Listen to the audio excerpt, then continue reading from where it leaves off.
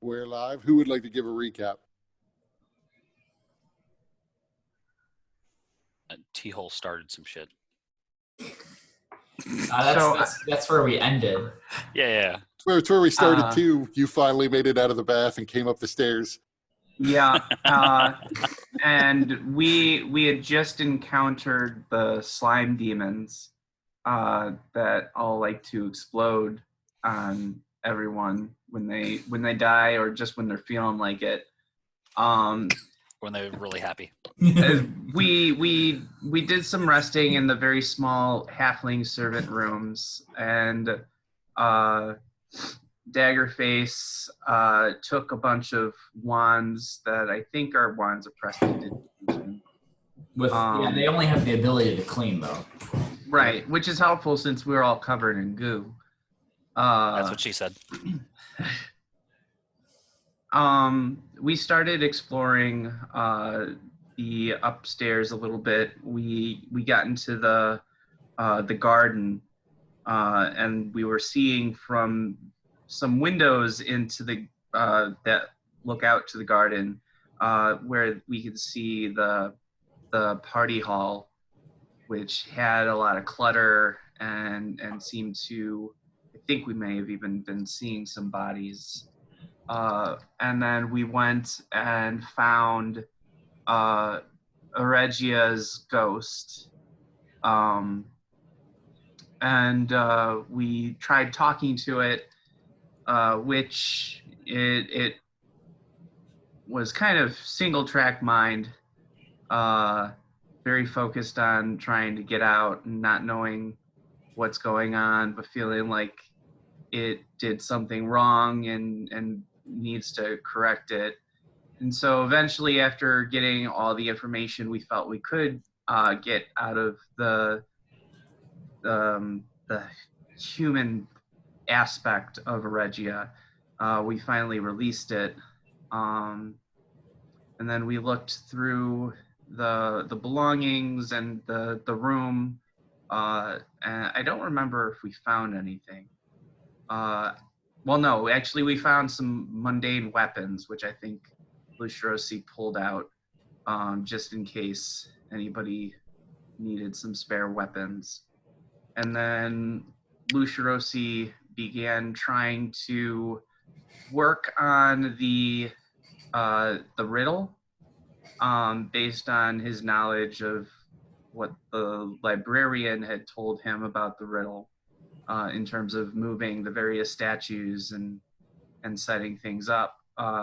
And then when it came to going into and adjusting the statue in the center of the fountain, that's when we encountered the water elemental that was the previous slave to the djinn that we had seen in the ritual pool. We fought that, we killed it. It was probably very confused about its whole situation because it finally found somewhere where it could rest with all this going on. And then shortly after that, the gems that we were pretty sure were the gem demons sprouted into gem demons and are now all around us, especially I think around T-Hole, who's probably gonna die.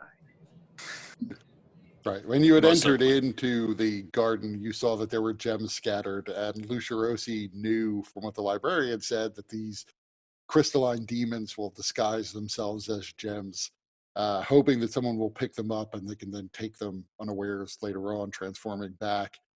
The reason why T-Hole got surrounded, though, was you walked through these gems before and nothing happened. But as you were trying to line up the statues, you discovered that you were looking for a spear-wielding hoplite. And only after fighting off the water elemental did you realize that none of the statues that you could see is a spear-wielding hoplite or has a spear of any sort.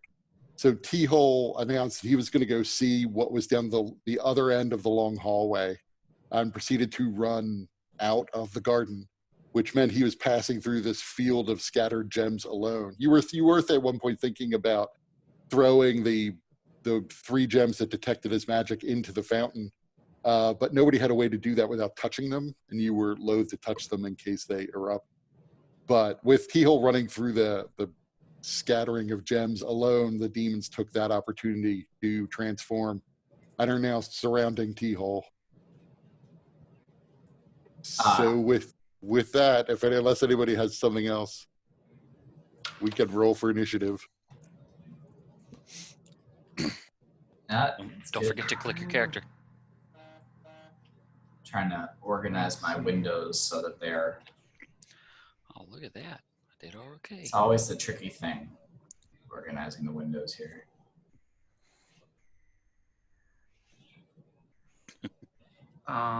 The picture in the email of these three things, like the first gut reaction was like Power Rangers, but like.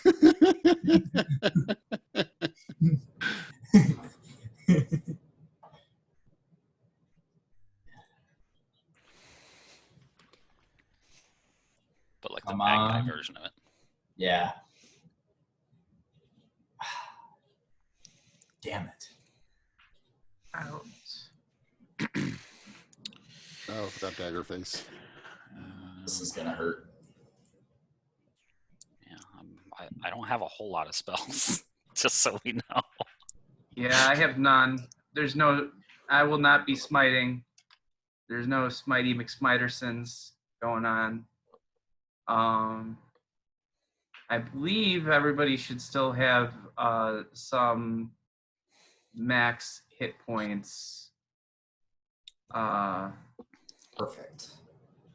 From my aid effect. So the emerald-colored demon is the one that's going to go first. So it is just going to try to claw at T-Hole as soon as it pops up. That does not hit. Okay. Zarius' turn.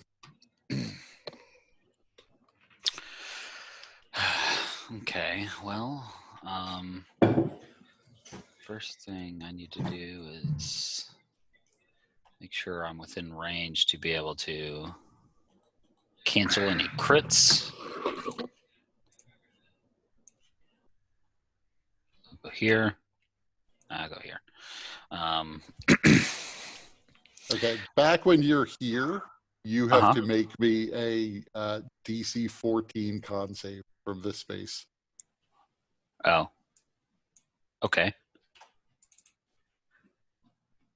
Con save, huh? Yep. Well, that's unfortunate. Do you want to use an action point or no? Well, can I tell what the source of this con save is? You do know, I mean, you can see all of their eyes are glowing. Uh-huh. And I will say there is an effect that is coming off of them that you first encounter when you get to there.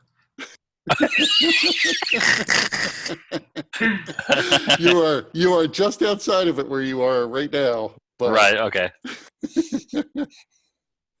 So you said it was right here, but really I wanted to move here. Okay, you can move there if you prefer. I did, yeah. Okay, so you move there, and yeah. Because of the way these creatures work, maybe it's still to make it. Yeah, I know. It's a DC 16 con save because now you're in range of 2 of them. Oh Jesus! What the fuck? I will go ahead and use an action point. Okay. See what happens. Hey, all right. So as you cross into this area, you see there's a scattering of first emeralds and then rubies begin to form around your feet at the base of the ground. And they almost start to hold you in your spot, but you're able to break free. Alrighty. Do I feel like I'm going to have to keep doing it? Yes. All right. Okay.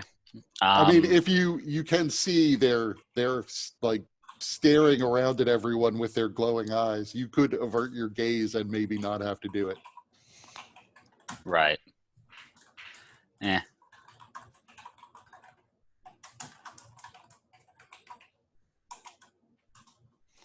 Yeah, I'm always going to be within reach of 2 of them. All right. God damn it, T-hole.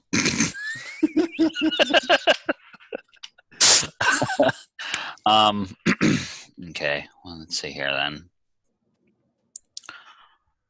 Well, that's unfortunate. I wish I had bless. That'd be super handy right now. Instead, I have always prepared Bane.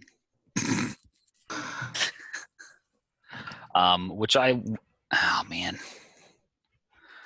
so many spells being used up.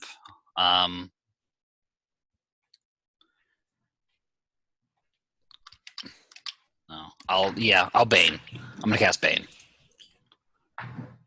Okay.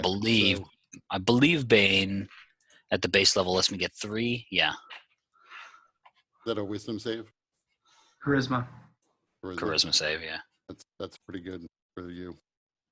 And that'll hit all of them, so. Wow. Ah, Jesus.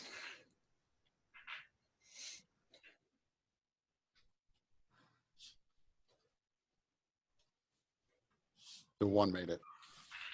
Right. Okay. Let me use that spell slot.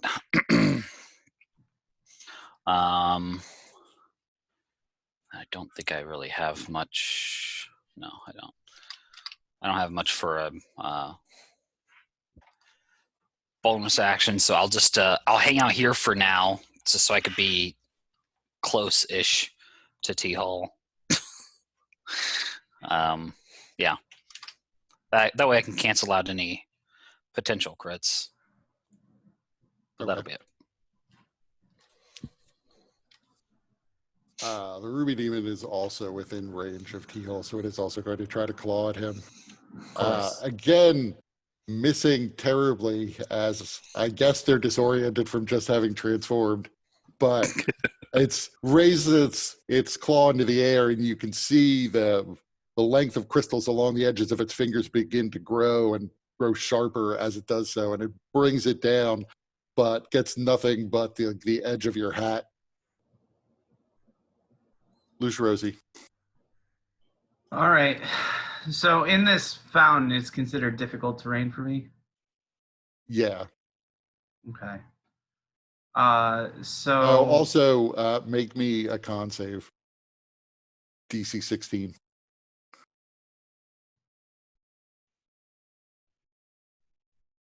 I'm going to use an action point.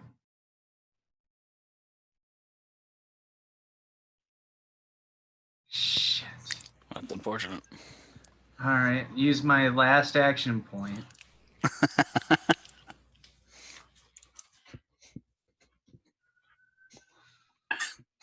All right.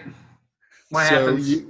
Under the surface of the water, you see there begins to grow ruby crystals grow up and over the top of your boot and seem as if they're starting to grow up your leg. So you are you cannot move from that spot. There will be more saves coming, so you may not die. Basically, the way it will work is if you fail 3 saves before you make one, you are going to be completely encased in crystal. You're not going to be dead, but you're not going to be able to breathe. You're going to have like your con modifier number of rounds for somebody to break you out. But yeah, it's like flesh to stone. You're the strong one, so. Right, but so I can't move, but you could try to break the crystal. I mean, you still have your action. You could try to physically break the crystal, but they're resistant to everything but bludgeoning damage. Punch it. I mean, channel Hellweir. So if okay, so what if I were to rage? Could I use my action then to do an athletics check to break the crystal? Yes. Okay. So I will use my last rage. And then I will use my action to do athletics at advantage. You make it.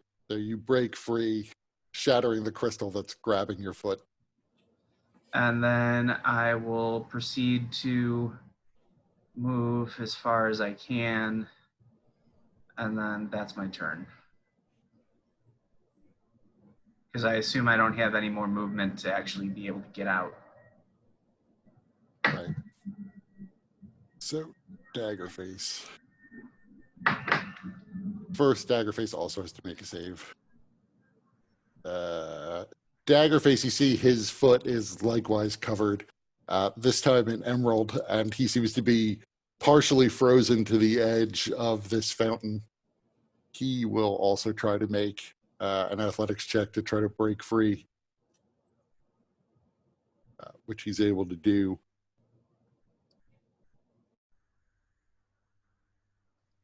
And he's able to essentially run up to the emerald one, but he can't actually do anything else. T-Hole. T-Hole looks behind him to his left, and he casts Misty Step. As his bonus action, he's going to teleport right next to Aurelia.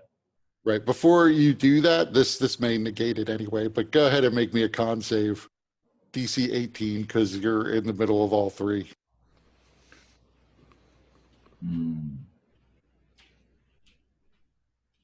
So yeah, you can feel the crystals begin to form, but you're able to sidestep them. You could have Misty stepped out of them anyway, though.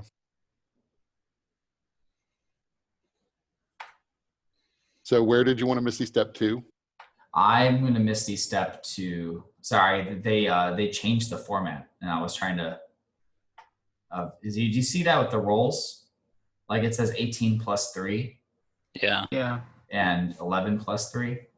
It says because It you have added a bless D4. effect. Right. That's because I was messing around with it. This was a while back. But if you go into your character sheet, there's a box that says bless. Oh, okay. And I was just adding that to everybody's sheet, and I'm sure I clicked yours to test it. Gotcha. I was just curious. You got one of those for Bane on the monsters? I do not. I didn't add macros for the monsters. All right, so I'm stepping there. It's 30 feet. For the spell limitation, do cantrips count as spells? For which You spell cast- limitation? Like, because you can only cast one spell a turn. So since I cast Misty Step, can I do a Right. cantrip? You can do a cantrip. Yeah, you can do a cantrip. But it's if you cast a spell as a bonus action, then any other spell you cast on that turn has to be a cantrip. Gotcha. Okay.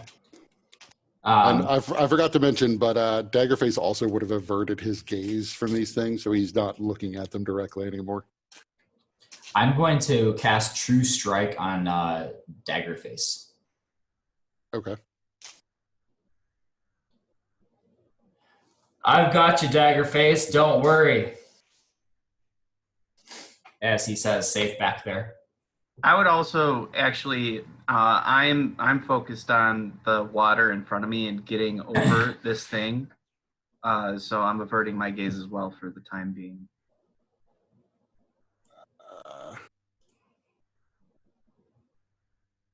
So this, the sapphire colored one in the back raises an arm, and you see one of the crystals that grows out of its palm to a fairly prodigious size, like the size of a watermelon, and he then fires it off at Lucirosi. Of course he does. Okay, that's apparently whispered, but with the with the bane, he definitely misses anyway. So it flies over your head and smashes into the bench over here, where you see it explodes, and immediately a gem forms between the ground and up over the side of the bench, grabbing around the bench.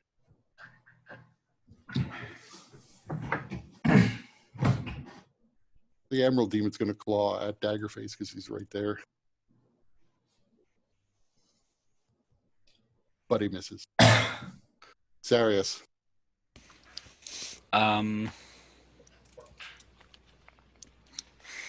I will.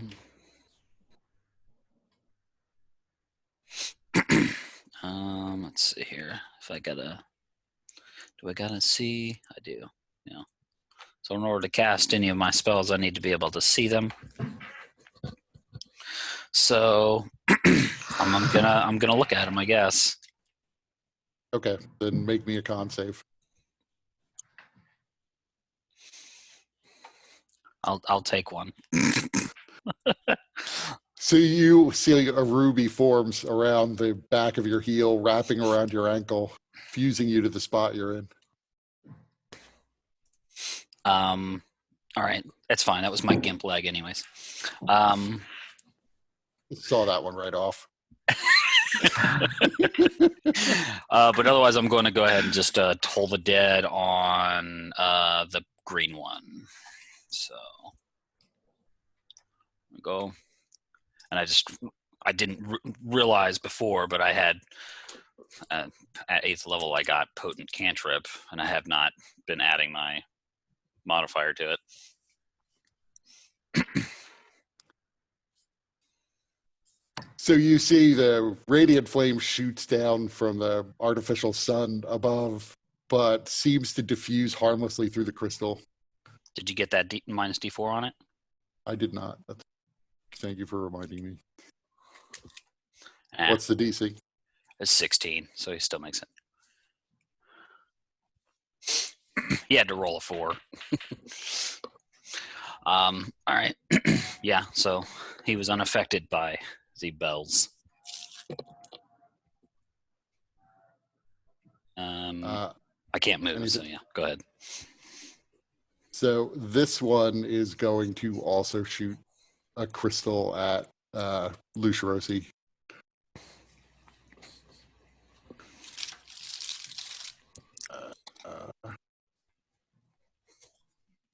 But again, with Bane, there's no way he can make it. So Why it am I also not seeing your. It's because it's just I've got it set up weird. I can change the. I would just have to find the macro, but yeah, it's rolling it as a sort of whisper to me, which it shouldn't be doing. There.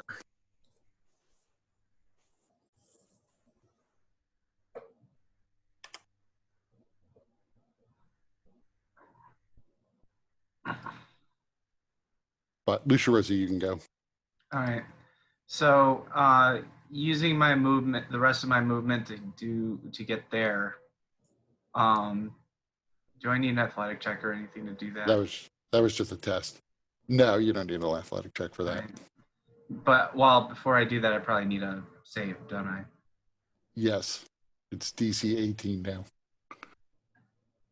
If you're looking at them. Oh, I'm not currently. Okay, then you don't have to make a save. All right, so I get here. I'm in range of this green one here, right? Sure. Like I don't need to move here. That'd be no, awkward. you can stay there. Okay. At that point, I will look at the thing. Now you make the save. Yeah.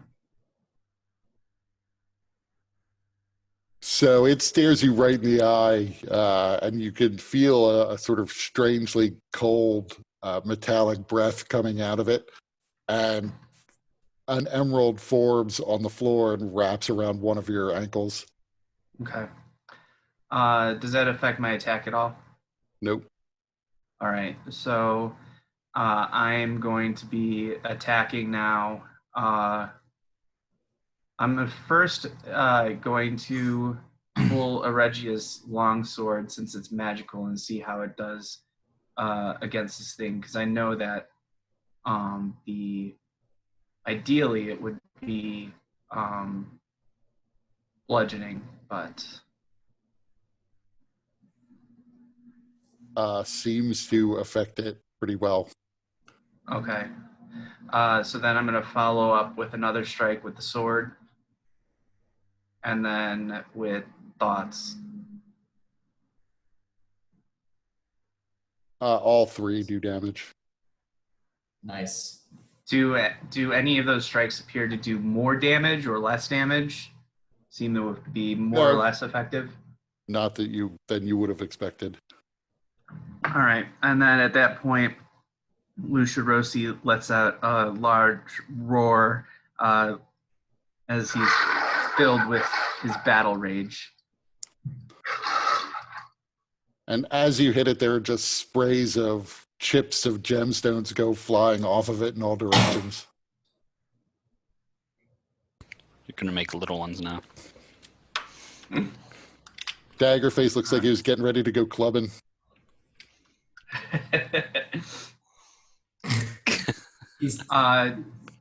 Daggerface, so that's my turn. Daggerface gets a +3 bonus to any saves he makes while he's in my area. Right. So Daggerface also, he has advantage on the first attack. That's how it works. Yep. Because he's not looking at these things.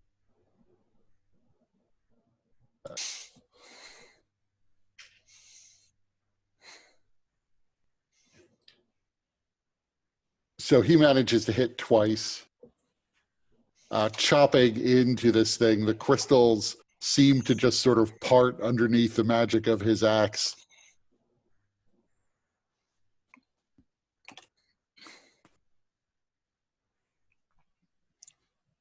And it's T-Hole's turn. T-Hole, let's see. Yeah. So T-Hole is, he like closes his eyes halfway and starts like muttering, and a giant hand erupts from the earth right underneath the green crystal and attempts to grapple him. This is Maximilian's Earthen Grasp. Okay. What kind of save is that? A strength save. I will say they look pretty burly. Not that you'd know it. Minus D4. Yeah, but it doesn't matter like that. So it failed. Yeah, so it takes. Let's see. Click on it. Does it actually do it? Yep, it does. 5 bludgeoning damage. Sorry. Okay, The so meeting is grappled the too. hand, yeah, And it's restrained. right. Oh, it's restrained, so we have advantage on our attacks then. Let's see. Yep. So that is going to be my turn. So that's my action. I'm not moving anywhere. This blue one, I'm going to walk past.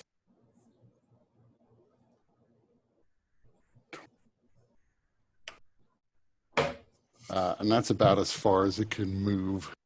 It has leapt into the fountain to get around its 2 companions. And you see its chest explodes as it sprays crystals in the direction of Lucia Rossi and Daggerface. So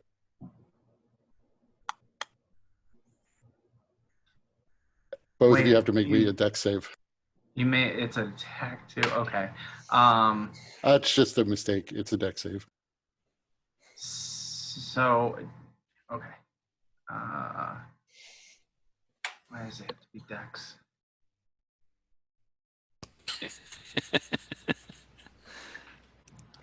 Jesus Christ. Even with the +3, Daggerface did not do so well on that one. Damn. So Daggerface is impaled with. Wait a minute, is thousands this of- bludgeoning or piercing damage? Yes, I Yes. only take half. Boom. Everyone you dodge, however, goes right into Daggerface. It's not really dodging. It just deflects. It like Yeah. off of Lucifer's. He could not dodge a wrench. Right. That resistance is the best part of rage for me, for Lucirosi right now. The Emerald Demon is just going to claw at Daggerface. But Daggerface's armor is too strong for it. Zarius. Alrighty. Do I have to make another save or? Yes, if you're looking at them, you do. Um, And the blue one has moved, so the DC would be higher. of course. Let me see here right quick. 'Cause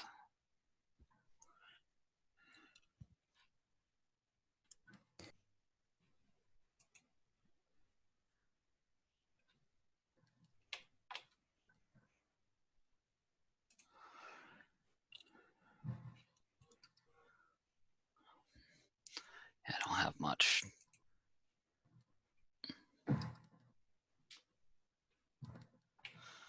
Because that's not going to help. Yeah.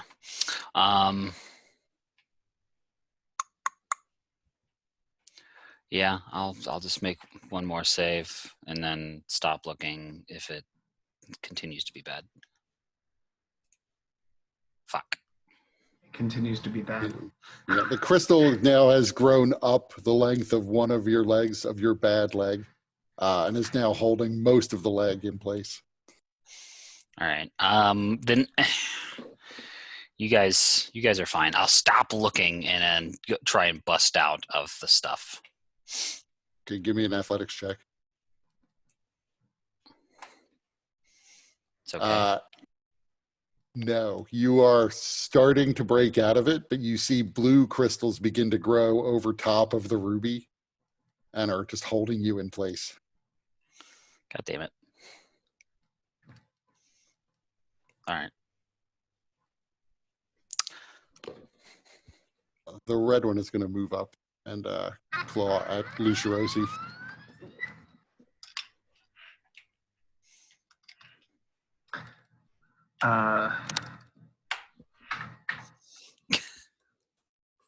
That hits. Yeah, even a D4 is not going to save that. Yeah. Well, Yeah. that one's not affected, so it doesn't even matter. That one, yeah, that's the one that Oh, made yeah. it save. Yeah, yeah. But it's fine. It's piddling half. damage. I mean, Yeah, half. it's Whatever. half damage anyway. Fuck that dude. And it's your turn. Luciosi's just irritated with that. So he's gonna continue to press attack on this guy. He does have his he is continuing to look though, so he's gonna make another con save. You made it. And then now all my attacks against this guy are with advantage because he's restrained. Yep. Oh, and actually, when I used thoughts, I did the wrong damage. It should be +2 to that previous damage. I forgot to do that. So. All right, I'll just add it to this one. Oh wait, shit! I did thoughts. So. Rage thoughts. So yeah, I mean those are actually both Reggie's sword. The only difference is it's +1 to the damage, and it's slashing, and They're then 9 and 14. yeah, and then now the actual thoughts.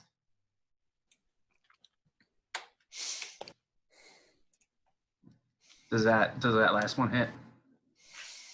Yes, it does. Excellent. So he's continuing to just Oops. be angry and fuck shit up.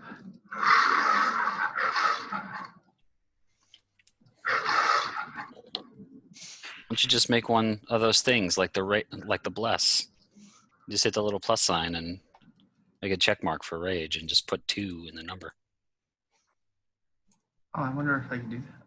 I just did it. Just as a curiosity.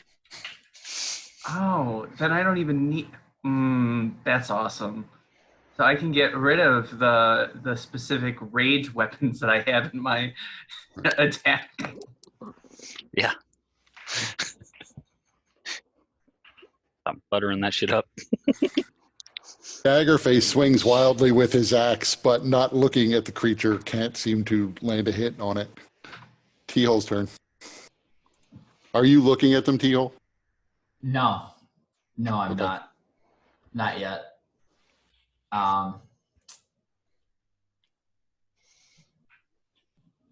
So Teal's kind of has his gaze averted. Are these things only are these things only susceptible to physical attacks? Isn't that what the demon the librarian said? Luciosi's gonna growl back. Impact and magic works best, as he's continuing to engage these things. I'm going to use my action to cause to try to crush the target. Okay. So How you does have that to- work? You have to make another strength saving throw. Basically, he's grasped, and I can continue to, like, every turn, I can continue crushing you. I'm just gonna make a roll as a test. So it's a strength save? Yep.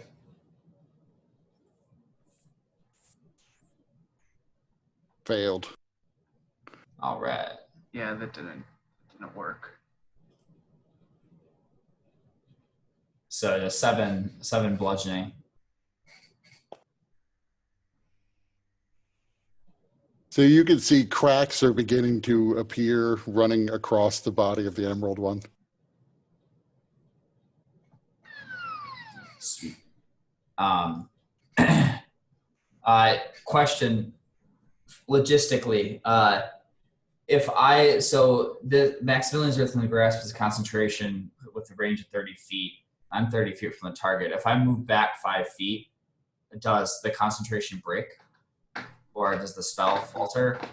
I'm Or not does it- sure. I'm not sure No. about that. I would say no. Unless because it says specifically in spells like Witch Bolt.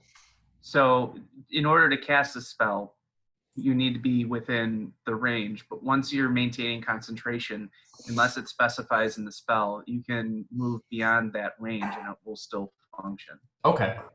That would have been my guess. Oh, So cool. I'll go with that. I just wanted to verify that detail. So that being said, I see this blue sapphire coming, so I'm going to move back this way, 15 feet or so, leaving my possibly estranged daughter to be in. She is off picking flowers, not paying attention. She knew you'd be okay, so she figured. And that's my turn. Because you ran away from him, he is going to launch a crystal from his hand in your direction. Although he is baned and he has to shoot around Zarius to do this. So you get a +2 to your AC and the bane will apply. Oh, he misses badly. I will fly in your general direction. The Emerald One, looking at poor, bloody Daggerface, is going to attempt to claw him again.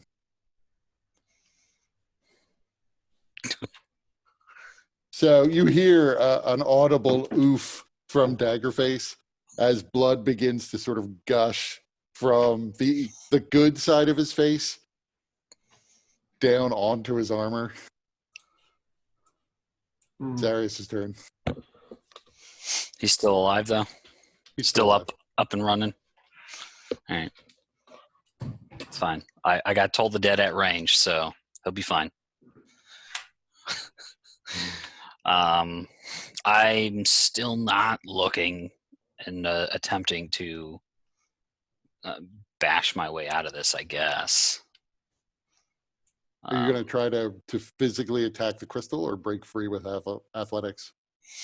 Can I? Yeah, I mean, can I hit the crystal? Do I think Yep. that'll work better? It, seems as if it's, a physical material that can be cracked. So, yeah, you think you can do it. All right. Let's see. If you're really successful, you just amputate yourself. Right. I mean, you would guess that it would take bludgeoning damage. Like, you're not Right. going to pierce your way out of it or Right. slash. So, yeah, I'll just, I don't know why this got +1 on it. It shouldn't have. There we go. I'm going to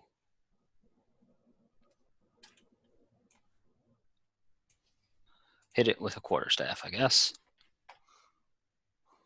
So you hit it with the quarterstaff, but you just don't drive enough force into it to cause it to break.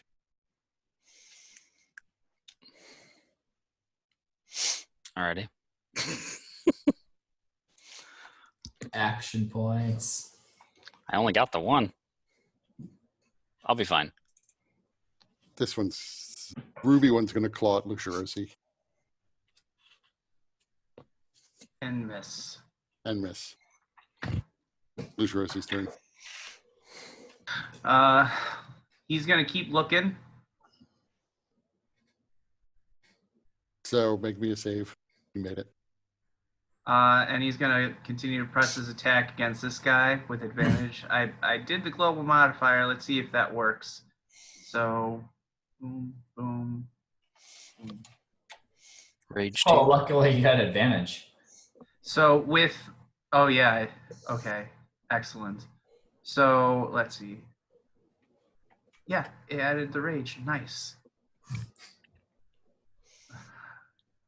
So then, that's my turn. How's he looking? There are numerous large cracks that are passing throughout his body, but he hasn't shattered. All right. Keep working on that.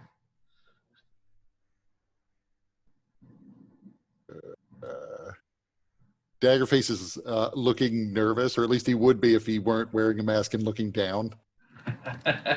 But he will tough it out and swing his axe without looking at this thing. And he hits the first one. That creature, the emerald one, now appears to be held together by very little. But it is still standing. T-hole. T-hole's going to continue seeing the cracks and continue crushing. And it completely shatters under the grasp of the magic hand grown up from the ground. Huzzah! Let's see.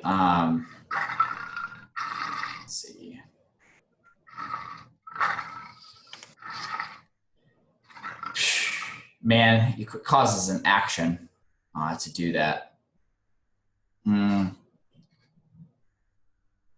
you shift it? You can. It's as an action. You can cause the hand to reach for a different creature. It doesn't have any rules like if it kills the creature that it's currently grasping, like it can auto jump. So I think then and it also says I can shift it to an unoccupied to a different creature or to move to a different unoccupied space within range. Is that range my movement range, or is that the 5 foot square unoccupied target range? No, I think the range is the range of the spell, 30 feet. Oh, the range of the spell? Yeah. So I imagine it's sort of like it descends into the ground and then reappears. Okay. I haven't So it's actually so it would be within 30 feet of you, not within 30 feet of the hand. It doesn't move like a spiritual weapon does. Right. Sweet. Good thing I'm 30 feet from this blue guy. So I'm going to use one of my action points to move the hand to descend to the ground and come back up and reach for the blue creature. Okay. So you can do, right, it's an action. You're using an action point. That's fine. So the hand comes up, but it's unable to grab him. At least not to restrain him. It does presumably do half damage. Yeah, it does. Damn. 6 or 5 damage. But it is able to shake it off. The hand is all wet because it's in the fountain. So he slips out of it. Sweet. And both the red and the blue one begin to bellow as the emerald one is now gone. And I'm going to actually move 5 feet back. You know, I'm going to like slowly back up, maybe 10 feet, slowly back up away from the creature. And you see it hauls itself out of the water.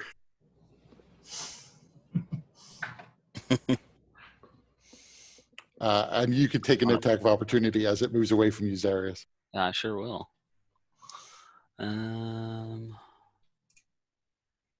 Hey, all right. And you can hear there's an audible crack as your staff lands against the creature's hide.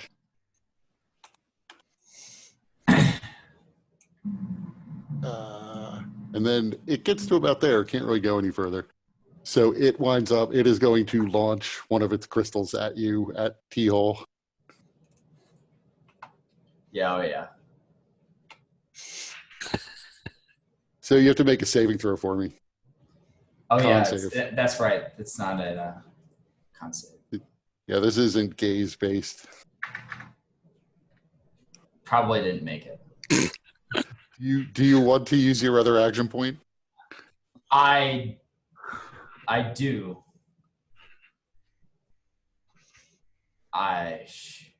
Didn't help. So you feel a blue gem rises up out of the ground, attaching you to the floor in front of the door to Aregia's residence, and you are essentially grappled. Your speed is reduced to 0 as this creature closes in on you. Emerald one is dead. Get rid of him. Zarius' turn. God damn it. So many fucking cleric spells have to be concentration. I'm going to Jesus. Doesn't really matter. It doesn't seem to matter. I don't know. I'm gonna try and hit the thing again to try and break it off of me.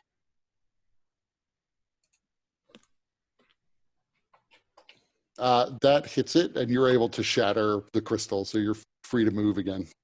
All right.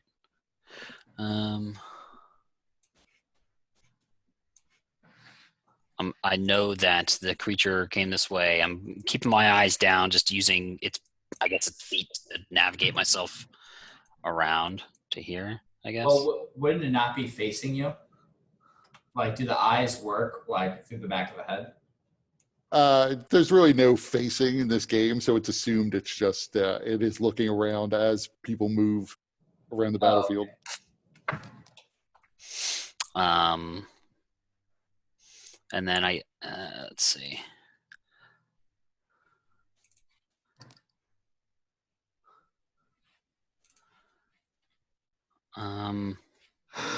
So I think I will do an action points to do another action. And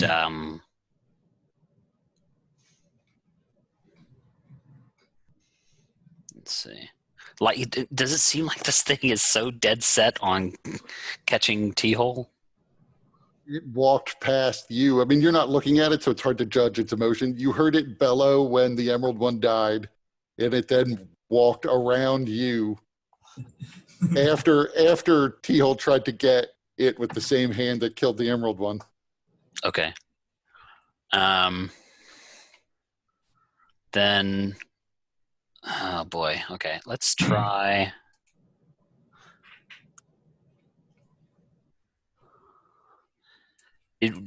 Do we know if necrotic damage will do any? Will be any good against this thing? Have we gotten that sense yet? I mean, Nobody's tried it. You could be the first. all right. Well, haven't you used necrotic damage with Toll the Dead? Well, I missed. He made the save. Oh. So Meanwhile, Aurelia's just rolling around in the flowers at this point.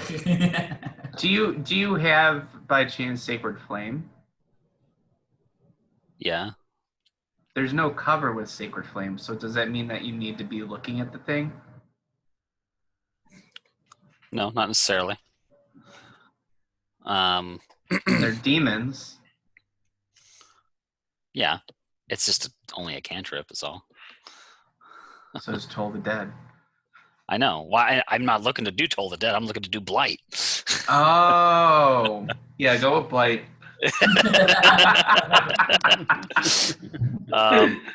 So I'm going to reach out and... Oh, actually, I don't have to actually touch him. It's got a range, but I'm going to cast Blight on this sumbitch, I guess. You don't have to be able to see with Blight. I do, so I'll make the save, but... I mean, I don't have to look up at his face. I'm standing right next to him. The fucking thing's towering over me. So yeah, you would still have to make the save though. Oh, fine. Con. Fuck me, Jesus. Whatever. So the sapphire comes up and wraps around, this time both of your feet. So you're pinned to the spot. But Yeah, whatever. it's con save. Yeah. Minus the D4. Fuck. What the fuck? Are you gonna take that disadvantage?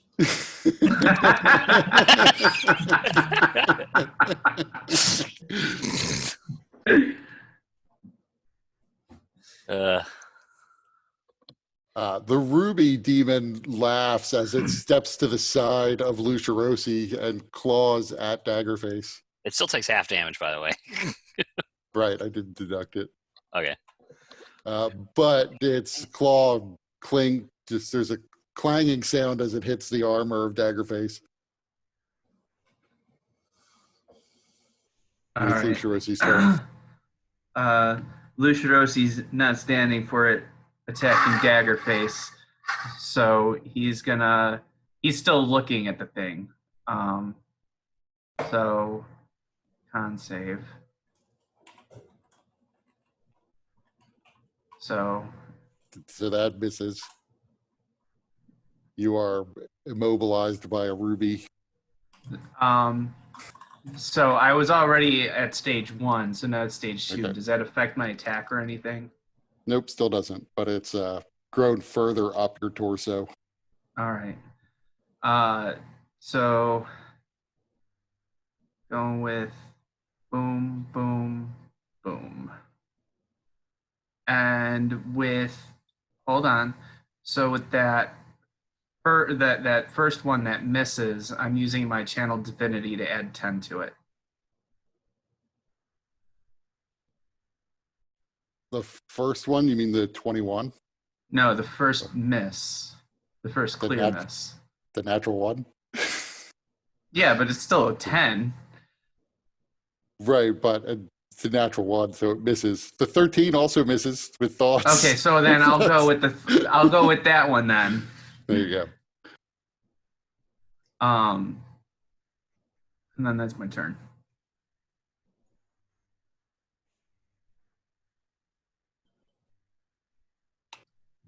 So yeah, your first shot comes down and cleaves into the creature's shoulder, knocking a large chunk of the gemstone off of it that just begins to mingle with what's left of the emerald demon. The second one, however, goes a little wide and it's able to sidestep it, but then you bring in thoughts, and there's another audible crack as you slam into it. Daggerface, I still like to pretty imagine nervous. that crack in his jaw. Daggerface misses twice, not looking at it. T-Hole, it's your turn. T-Hole's gonna cast Dispel Magic on his foot, the one the gem that's encasing his foot. Okay. What about I mean, your I would say grasp? this. Yeah, you have your earthen grasp. So dispel magic, though, I think is instantaneous. So, but the thing is, if Earthen Grasp fails to get it, does it go away, or is it just like unless the spell says it goes away, it's still active. As long as you're maintaining concentration. Oh, I see. I thought it went away. Gotcha.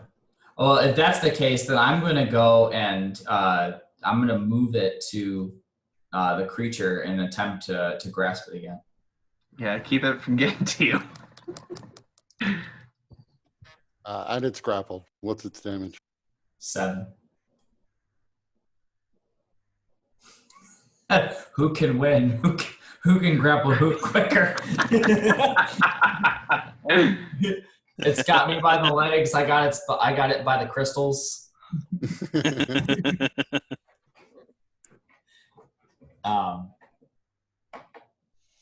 You doing anything else?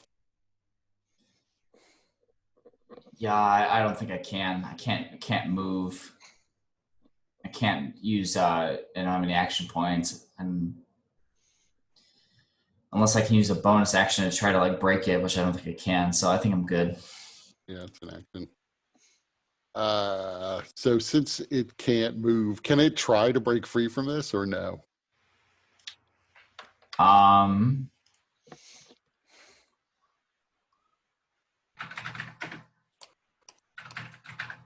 No. It's a strength check against your DC. As an action, you can cause the hand. It looks like it doesn't work on its turn. Oh, to break out the restraint card can use its action to make a strength check against the spell DC. So yeah, you can use an action to try to get out. Because I think that's what it would try to do. It's a strength check, right? Yeah, it's strength check, so not a saving throw. Right. But I can't do it. So Zarius' turn. I will not look. I will close my eyes and spray acid at him. Let's see, where is my... Yeah, there it is, acid breath. Dex save. I assume it has disadvantage because it's restrained. Yeah, it does. So it fails. 12 acid damage. I don't know how effective the acid is, but... Seems to be damaging it normally. It is eating into the crystal.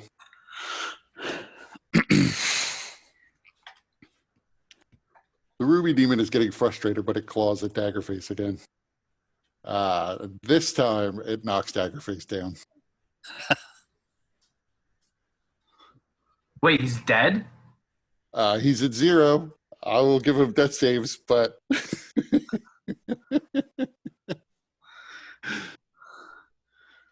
Oh, Lucirosi is pissed.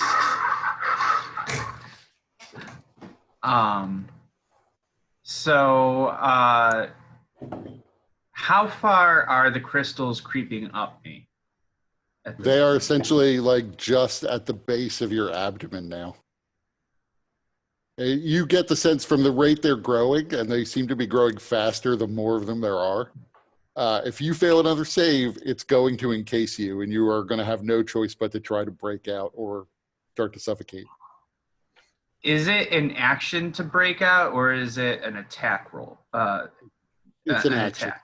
Well, you can take an attack to try to shatter the crystals, or you can make an athletics check to try to shatter the crystals. Once they're completely encasing you, you lose the ability to attack them. You have to make an athletics check. Okay, so I'm going to first use thoughts on myself to break this crystal. It ricochets off of it without damaging it. And then another one. That time you're able to shatter the crystal, so you're free again. Completely free? Yep. Oh, okay. And then I am going to use my bonus action to attack this thing. So it's going to be, I'm going to be looking at it again. So Made you save. can I interpose myself between it and Daggerface, just in case it's trying to outright kill him? You could stand on top of Daggerface and maybe provide him partial cover. Like I'd give him +2 to his armor class, but you wouldn't be able to completely absorb if it really wanted to go after him. Okay.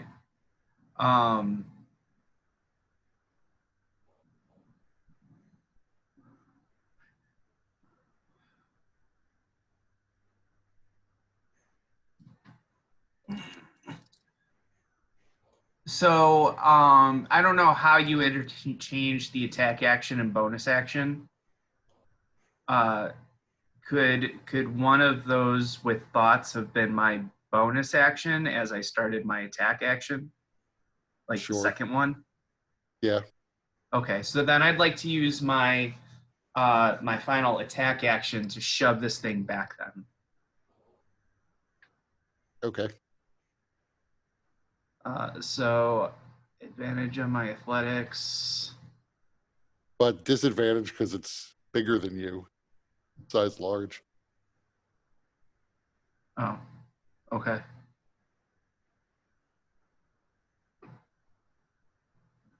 Well, is it larger than large?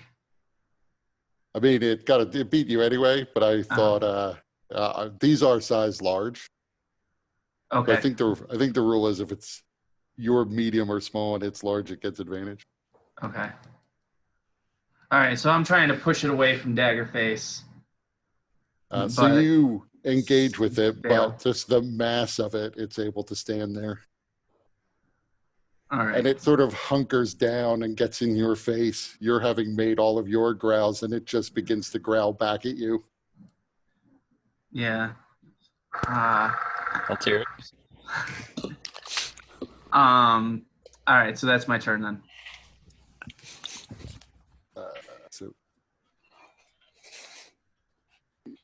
Okay, you're on top of Daggerface, so I will just roll a d20 because I can't get to his character. Oh. He made the first death save. Let me just offset you a little bit so that I can.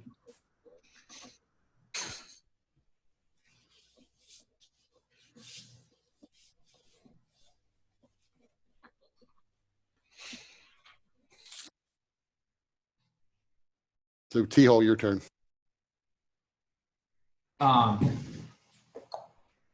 T-Hole's going to he's going to move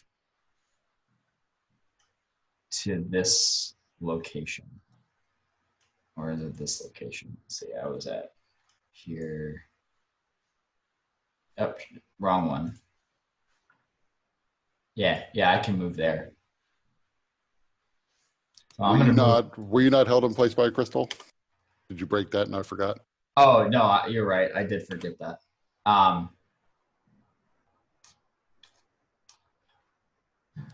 Yeah, I did forget. So I'm going to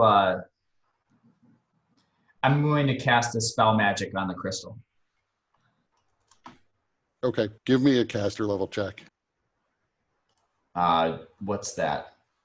It's your spell casting, your intelligence bonus plus a d20 roll. You can just click on intelligence and it'll do it. Okay. That's better. So you see the crystal grows smaller and just recedes back into the ground, vanishing. Sweet. Does that get rid of mine too? No, Got just it. his.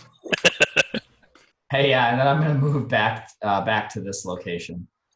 I believe that's the 30 feet. Yeah.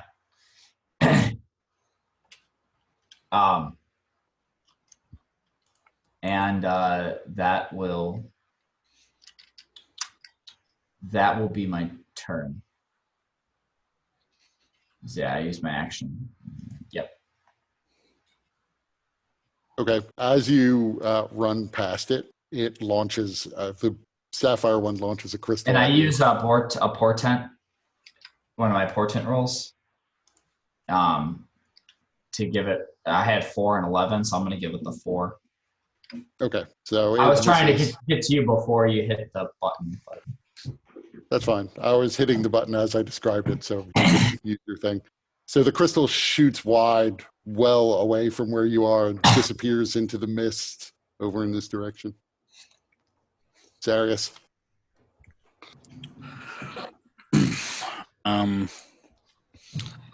Yeah, I'm gonna have to try and I gotta try and break free. I gotta pull a queen here. Come on. So you shatter the crystal that's holding you. All right. I take a few steps this way, and that should get me. I'm gonna go here. I believe that'll get me within range of, yes. A bonus action, do my spare the dying on Daggerface. Okay, so he's stable. Yep. And I'll hold steady right here, still averting my gaze.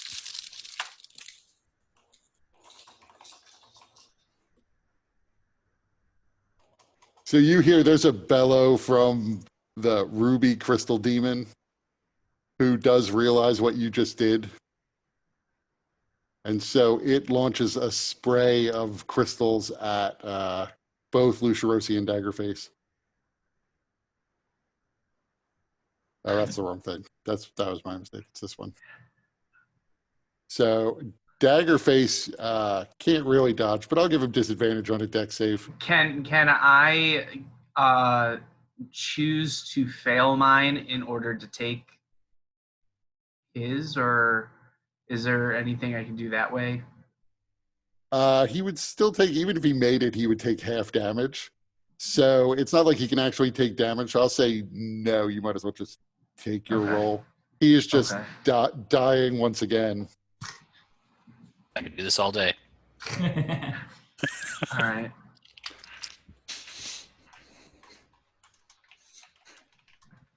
What was the DC? 14? Okay, so then I take 9 divided by 2, so 4. Yep. Man, I am loving this. And it's your turn. If this were, I would be dying if this were any other point prior to this. All right, so can I use my action to toss Daggerface behind me, or to shove him behind me to better interpose myself between the demon and him? I would definitely let you try to shove him back 5 feet. Just trying to think what the DC would be. Make me an athletics check. I know what the DC should be. It's 15.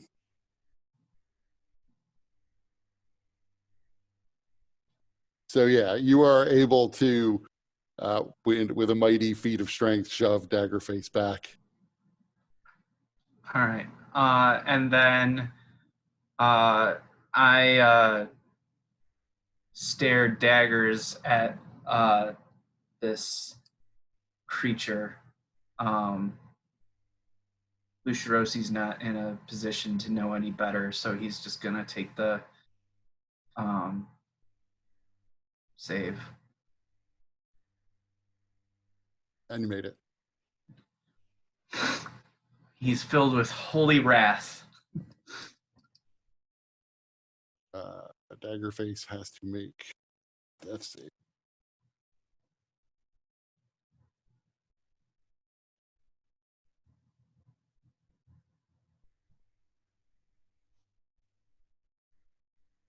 And he made it. T-hole, your turn. Okay. I'm going to move.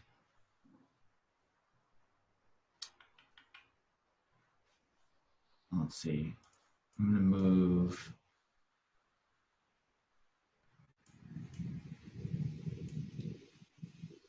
here onto the edge of this, and I'm gonna face the creature and cast lightning bolt on the blue creature. Okay.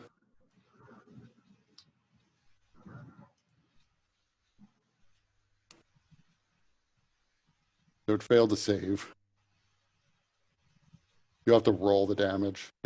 Apparently it's not set up to roll it automatically.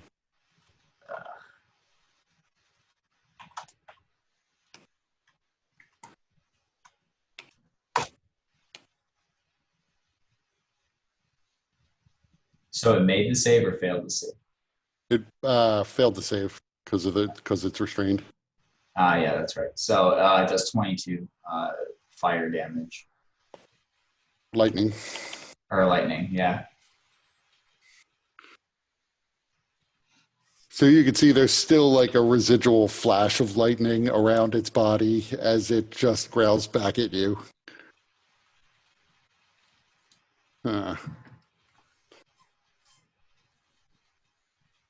Oh, it's going to try to break this stupid hand that's on it. No. Yep, that's what it has to do. That time it's able to. So it begins to move. And it gets to there. It doesn't even take the attack of opportunity because it didn't move far enough. Yeah, But now its bad breath is growling right in your face as you are precariously perched on the edge of the fountain. I was trying to interpose myself, man. I've got a great AC. And it's Sarius's turn. Alrighty.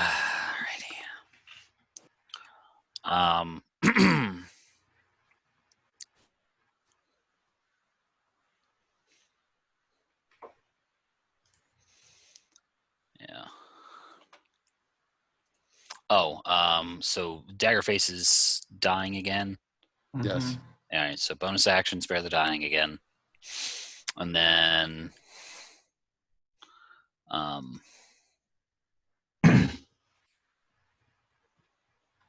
I will go ahead and I'll go ahead and do a sacred flame on the blue one here.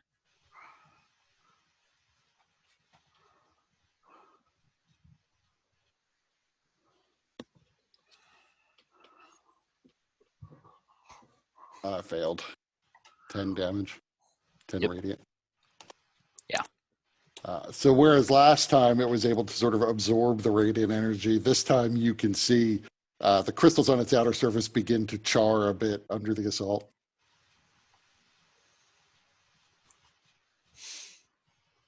Alrighty.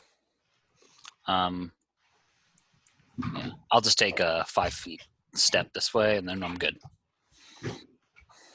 Still not looking. So the ruby demon begins to move again because it can also do this all day. And it claws down at Daggerface, who is again dying.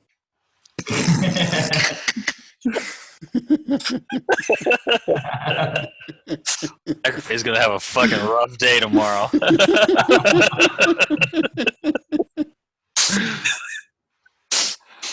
Lucirosi, it's your turn. All right. Luciosi's looking at him. doesn't matter. And then he's going to just, seeing that he is just pissed. So he's going to unleash an assault. Boom, boom, boom.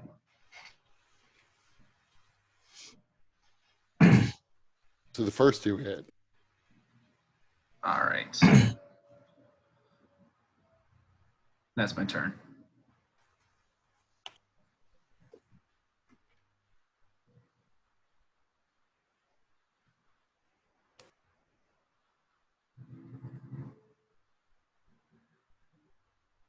Oh, Daggerface gets his first fail.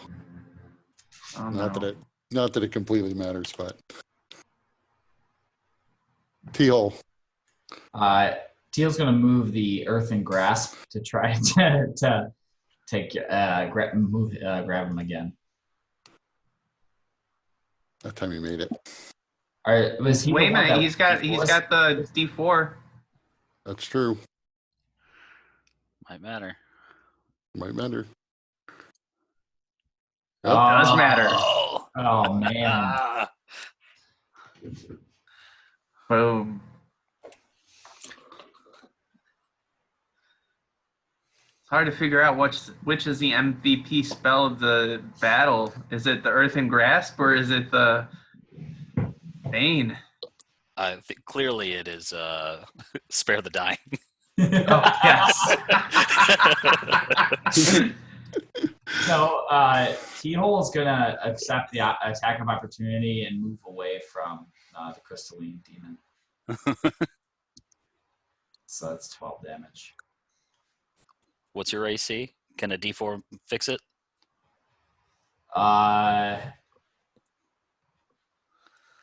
Then it would be 15. That's my armor class. So, Oh, okay. yeah, no way. Almost. We almost had it twice.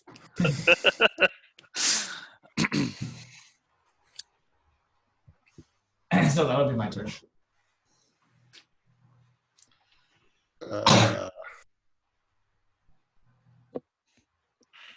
Just roll. So you see it breaks a crystal off of its arm and is going to launch it at T-Hole, unless you want to stop me from rolling. No. I'm going to save that roll for when you're trying to break out of the spell. Just anyway.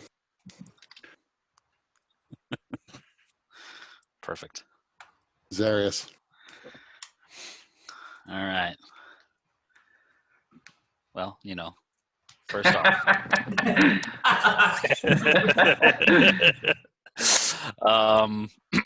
And then I need how's well, I guess I can't really tell.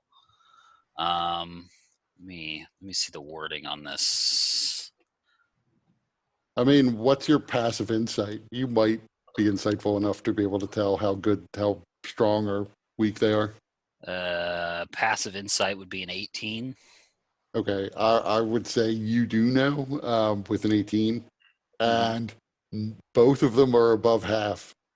The attacks have been pretty spread out amongst them. Yeah. The ruby one is a fair bit worse off, like 10% worse off. All right. I'm gonna have to look to do what I want to do. But I'm going to use my path to the grave on the blue one, which is a channel divinity. So I guess I gotta make a con save right quick. Fuck me. Whatever. So I'm rooted again. It's fine. I mark them basically, and you see like T-Hole, I guess, because you're the one that's kind of been focusing on him the most. You see like a hooded figure pointing at like a spot on this crystalline creature, almost indicating you to attack there. So the next attack that he takes, he's vulnerable to. So Nice. so hit it big. And make it fail. Although it's an attack, so it's something that requires an attack roll, not just something that causes damage. Okay.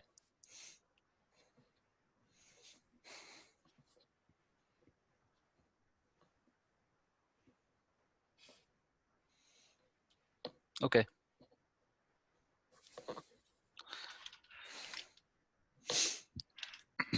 All I can do. Okay.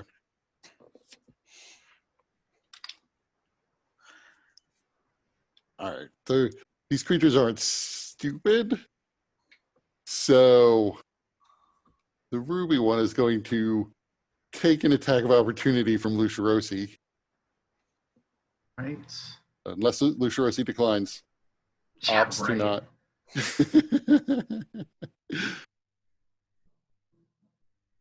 But it bounces off its stone carapace. And it's going to move past its friend to get up to the guy who's preventing him from killing Daggerface.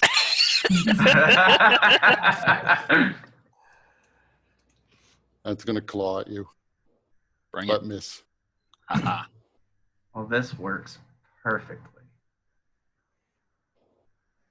And it's Lucirosi's turn. Lucirosi comes here, and he's going to attack this one. It'd be really nice if you had a smite. It would be really nice if I had a smite. Boom, boom, boom. So the first one hits, and it's vulnerable to the damage.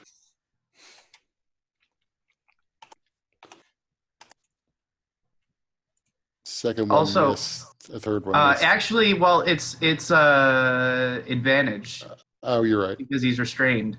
Second the one missed. the third one. Third one hit. Also, I just realized that a death save is a saving throw, so Daggerface adds a +3. Well, he's not actually as long- dying at the moment. Right, but next time. When he starts dying again.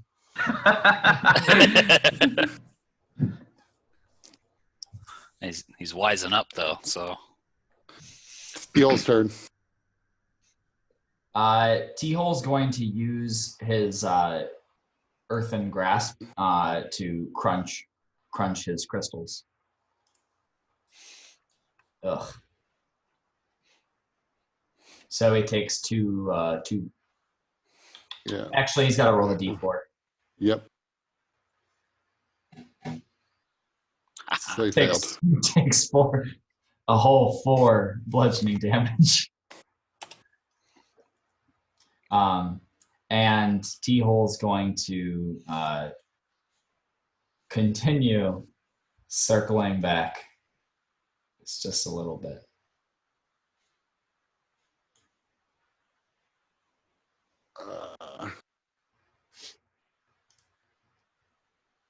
Sapphire one's going to attempt to break out of this earthen grasp.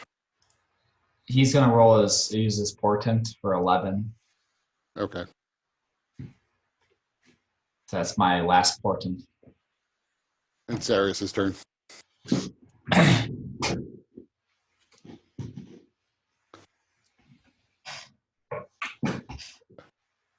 You're on mute, Tony. oh shit. All right. So I don't have to say or spare the dying because he was Right. not hit. That's cool. Correct. Yep. So let's see here right quick. You got that sweet, sweet bonus action. That's right. Very little to do with it.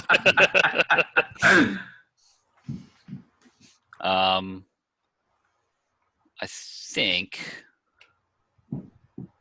Let's see here.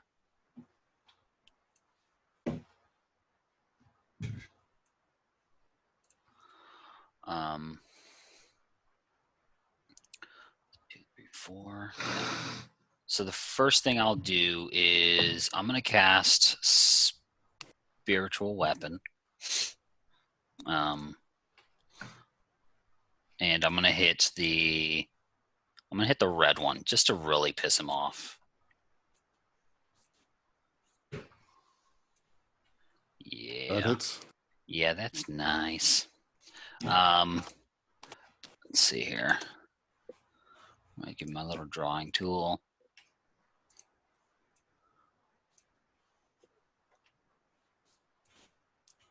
I guess that doesn't really work out too well, does it? Maybe we should just get a scythe token for you that we can pull up.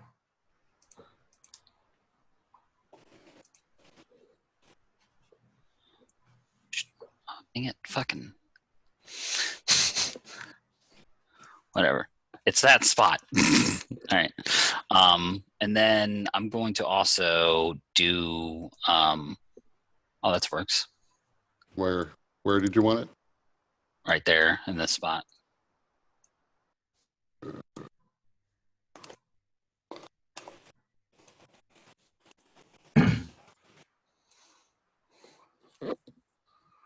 And then I'm going to do Word of Radiance, which will make them have to both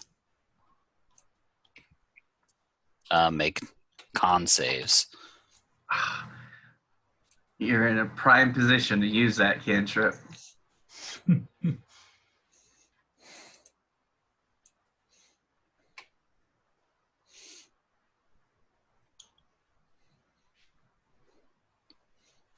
Mm, The ruby one is the one that did better. okay. Alrighty. So That's fine. you should be able to control the scythe now. Yeah, I saw that. Cool. Is it in our list here? We got to put it underneath. We got to put it underneath torch in our player characters. Yeah, I'll do that. So what happens with this spiritual radiance? It's like a. Just damage. Yeah, it's radiant damage. Yeah. Does it save for half or no? No, it's a cantrip. So. Okay.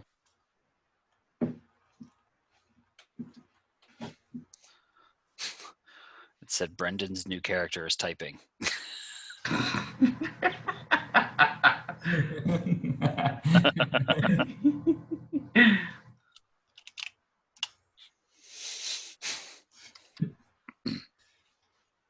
So the one that just got hit, it is going to attempt to lash out its Arius, but miss.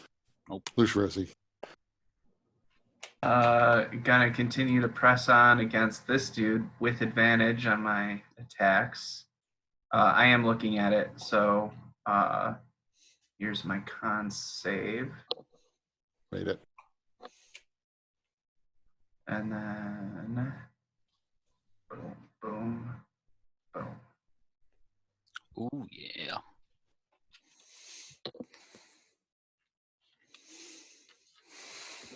Double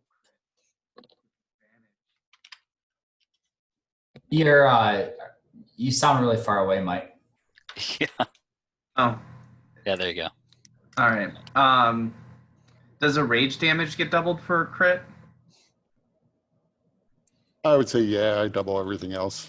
So Okay. I'll add that in. So you proceed to lay into it, and cracks just begin to form all up and down its body, but it doesn't crumble at the end of it.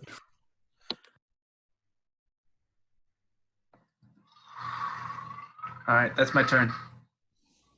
Daggerface will bleed. That's his turn. T-Hole. T-Hole's gonna move about 5 feet back, and he's gonna cast Fireball. There's actually a point where I can hit both of them and not anybody else with Fireball. So I'm gonna at that point. I believe it's from here. Yep. Yeah, and not hit myself.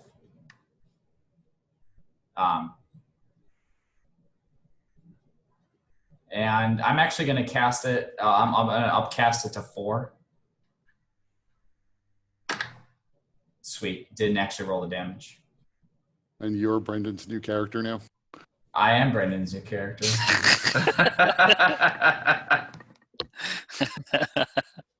What is happening? All right. So roll me 9d6. Does the blue one need to do the D4? Yes, he does. Well, the blue one also is at disadvantage because he's restrained. You're right. That's true. So he failed anyway. All these pretty flowers are going to go up.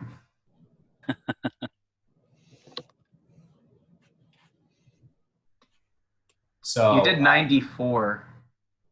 Right. It's 8d4 plus. 96. Right, 96. My bad. Not marginally better. So they both take 22 fire damage if they fail, or 11 if they succeed. The blue one is completely blackened on one side, but it hasn't disintegrated yet. But it's probably going to soon. And that'll be my turn. Well, it's going its way out. It turns on Lucirosi and Daggerface, because why not? And launches a spray of crystals at both of you. So Daggerface is dying again.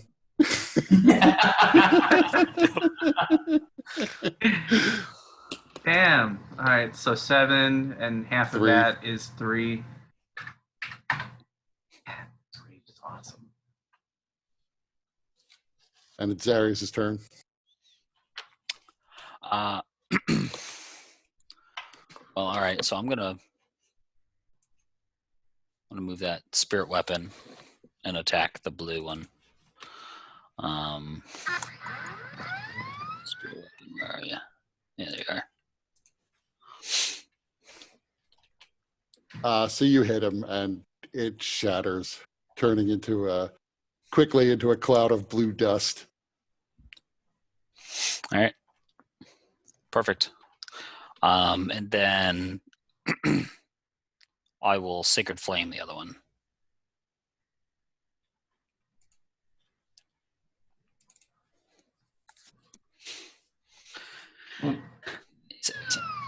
Daggerface is dying. Oh, wait. No, yeah. I forgot about that. He's got it round.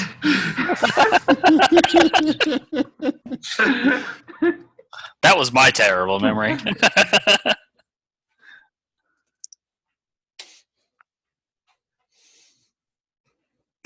I could do that as an action too, so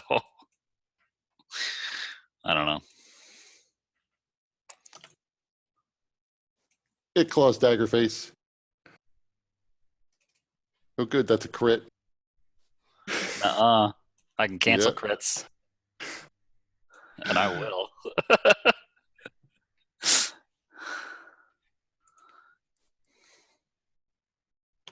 So you can cancel it if you want. Or else it's 2 fails for Daggerface. Yeah. There you go. Yep. It's where are you at? Sentinel at Death's Door? Yeah. I'll use that. Right. Technically, you also get an attack of opportunity as it moved away from you. Well, I'm going to say no so that I have the reaction available to me to do that ability. I could tell he was going over there, so I was going That's to wait. sneaky, Kurt. That's sneaky.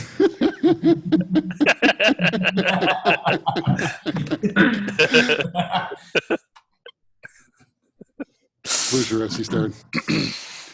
This creature right. has again struck at Daggerface and is once again adjacent to you.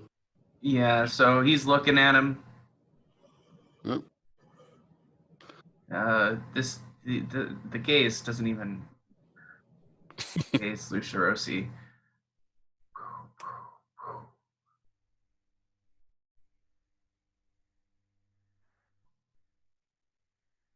That's 3 hits.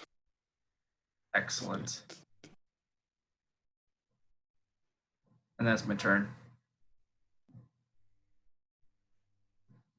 So you can hear the sound of more cracking as you slam into it. It also is beginning to, it's not as bad off as the blue one was a moment ago, but it's beginning to look worse for wear.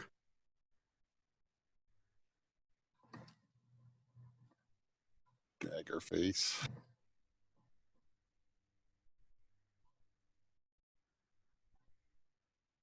He made a save. Teal. Teal's gonna move about here, and he's gonna move the earthen grasp to the red one.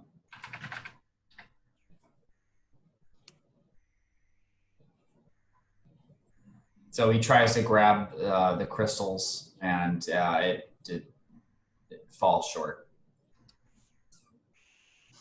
Barely tickling the crystals.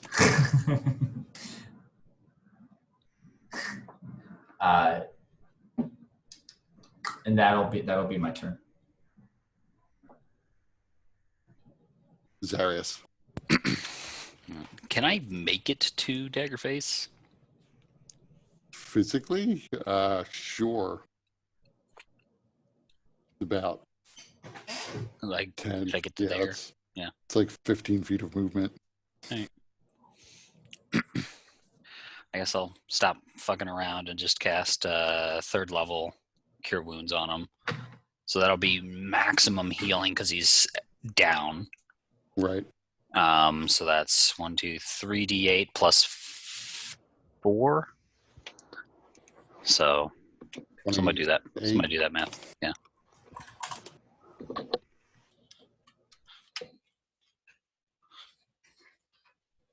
Daggerface hoists the X off of him. And the ruby demon howls again into the air.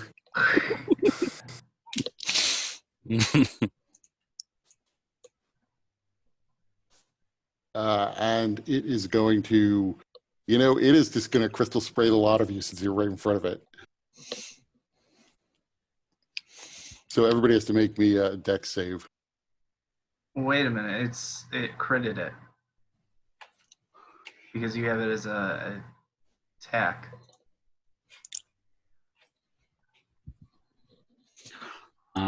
I get your +3 bonus. Yeah. Right. I'm not playing with crits on things that don't have attack rolls. So everyone just make a dex save. It's just the initial damage.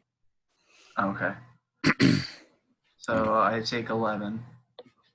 With your little charisma bonus, I think that puts me over. Right? +3 was it? +3. Yeah. Yeah, so it'll be a 15. So yeah, cool. So everybody takes half damage, 11. 11. Okay. Except for Lucia Rossi, who always takes a quarter damage every time. Well, no, I failed my save, but okay. I still have the resistance.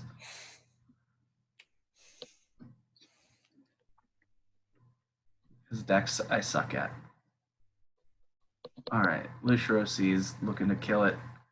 Boom, boom, boom.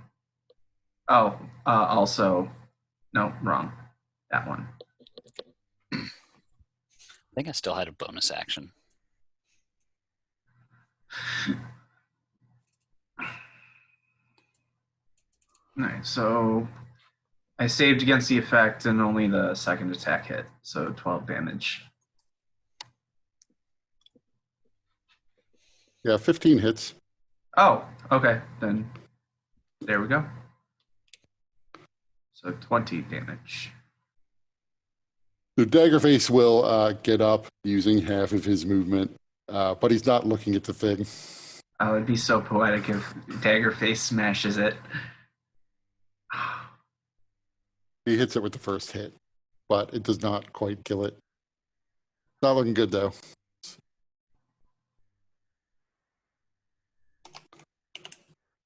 Keyhole. Who is not back yet. So Zarius, I'm actually really surprised that we've managed to do as well against these creatures as we have, considering their limited resources and what they can do. well, I mean, I would say their gaze attack is relatively easy to beat, so it's more of a nuisance.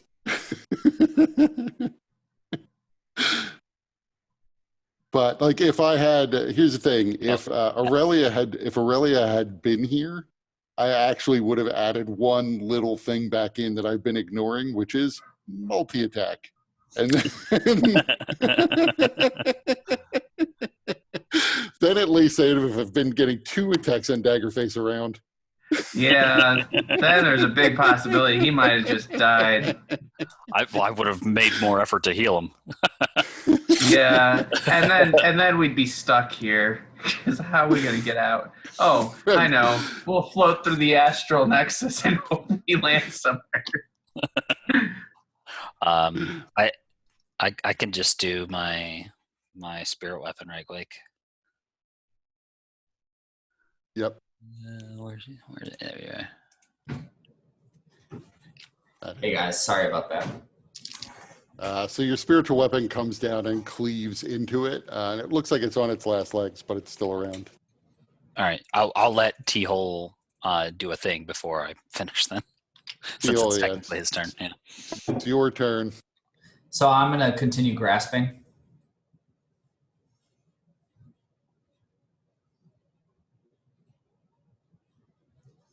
So the hand comes up through the ground and grabs this creature right around its undercarriage.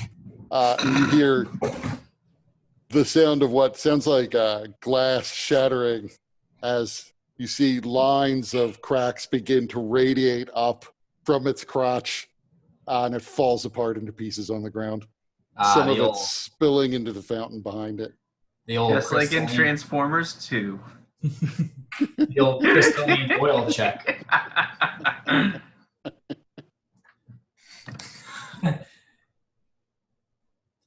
I like to think that it just came up and like it was like checking for oil, and then it like it just cracked and exploded.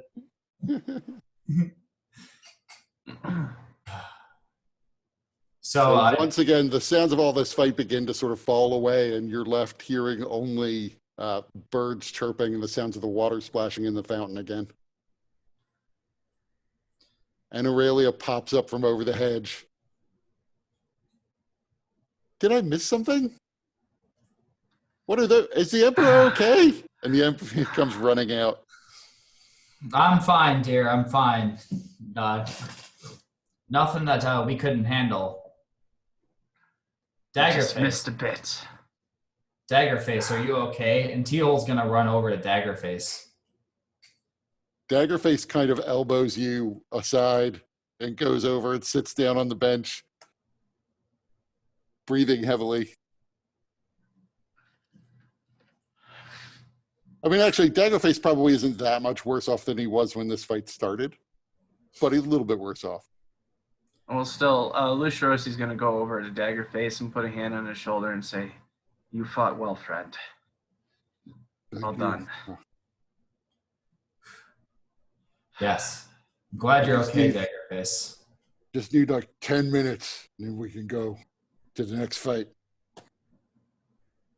And he falls backwards and tumbles into the flowers. I do not think that 10 minutes is sufficient.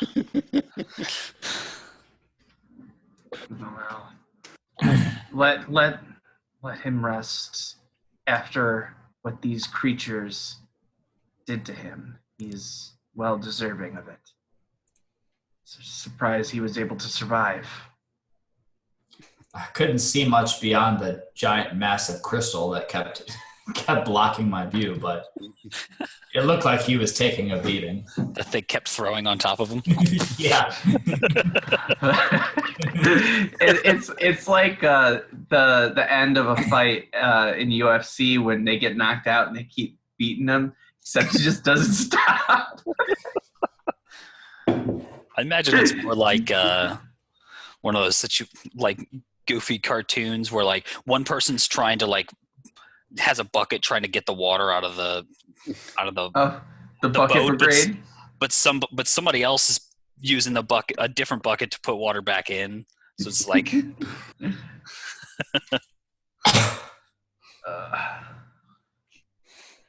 Well, I'm glad that we were all able to make it out. Yes. You guys fought well.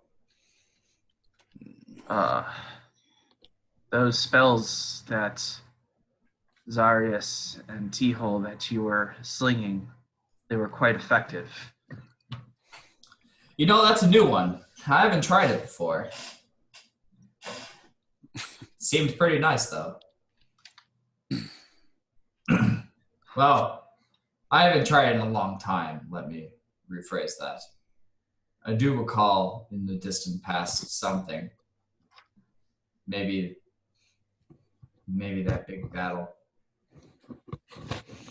Right. So, we still need to find the statue of the spear wielder. I mean, it seems like this is the area where the riddle must be answered, does it not? Well, All other elements seem to be present.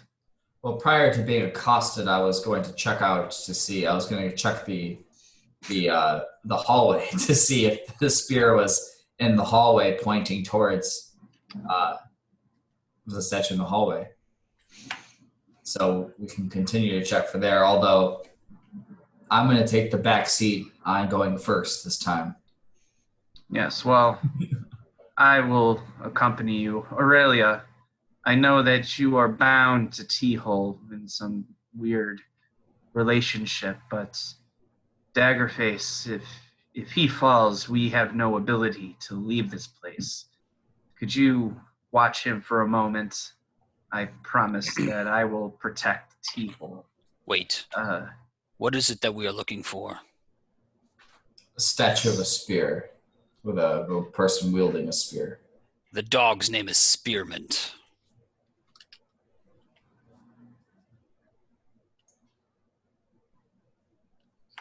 That sounds so dumb. Well, sounds like the answer.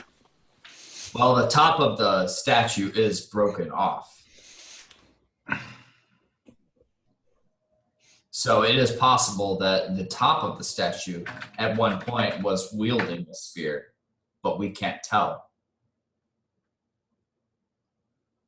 Actually, a little interactive part of the map is if you click on the monument itself, and then in the upper left-hand corner, you click on Gather Information.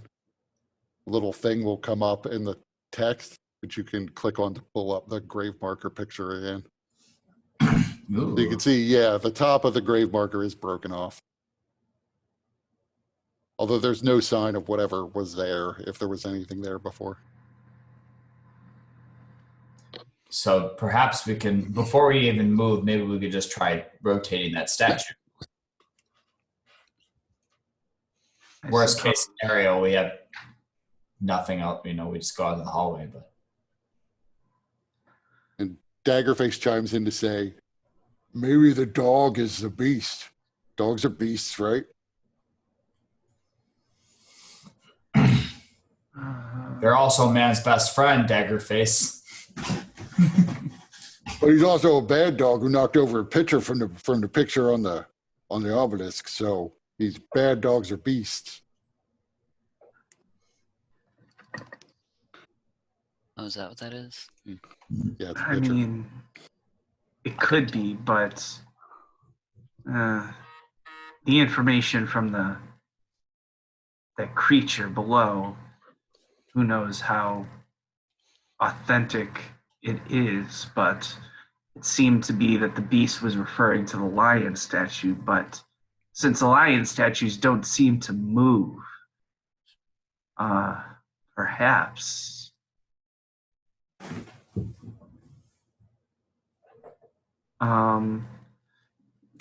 Lucirosi will go and check the dog statue. Does it seem to rotate at all? It appears as though the obelisk above the monument itself, above the pyramid part of it, does rotate because it is essentially sort of levitating on a point.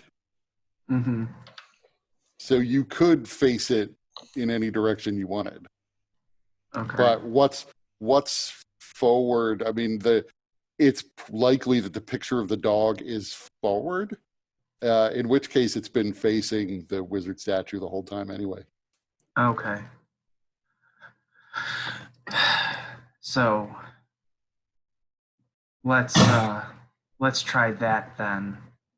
And then Lusharosi will, unless anybody else has a dying desire to go back into the fountain and rotate the statue in the fountain, he would attempt to go through the pattern, spitting the statue to the sword-wielding knight, then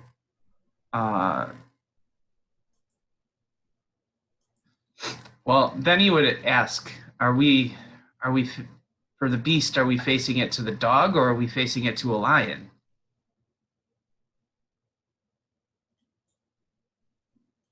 Well, I think the lion is more of a beast than the dog.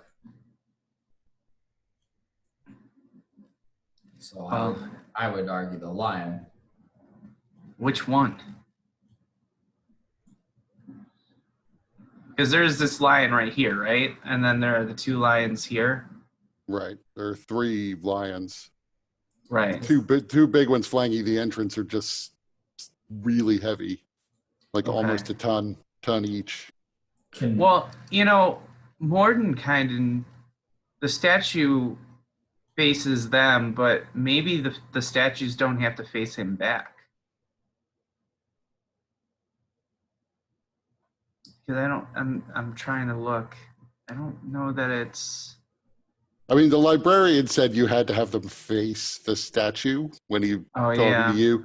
And the fact that at least certainly T-Hole would realize, the fact that all the other statues are on sort of rotating bases suggests that those were meant to be rotated with the same way the one in the fountain is. Mm-hmm. So might there, because there's lots of bushes and everything too, might the bushes or the vegetation have grown over a statue that maybe we're not able to see? And Aurelia says, no, if these things were growing normally, then the whole area would be overgrown. The flowers wouldn't be neatly compartmentalized into different species. Something magical is keeping the garden from becoming overgrown. There could be a small statue hidden somewhere in the bushes, though, or under the taller grasses or flowers. I'll look around. See if there's anything in the bushes and flowers. Maybe the top part of this grave marker for the dog too. And Lusharosi's going to look in this area because the vegetation's different right there. Well, Right. These appear to just be a different kind of bush, but everything does look pretty well tended. But give me an investigation check, whoever wants to search.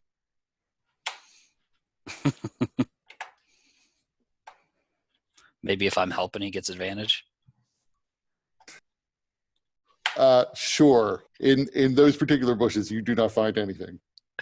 You're convinced there's nothing in those bushes. All right. Is there something else that we may have missed? Or, I mean, if the lock is magical, perhaps just turning the lion that we could have turned, this one, perhaps that's sufficient?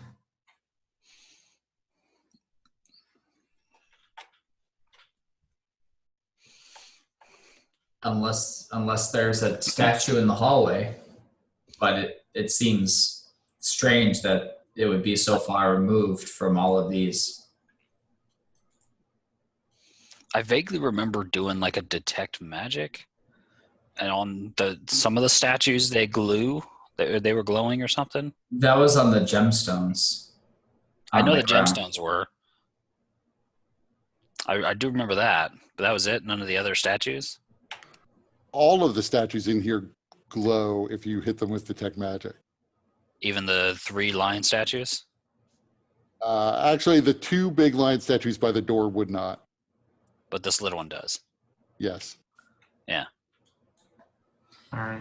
So Perhaps And, then that is sufficient. Daggerface chimes in just to ask, so if we get this wrong, hell descends upon us or we get locked out forever? What's the consequence if we get this wrong?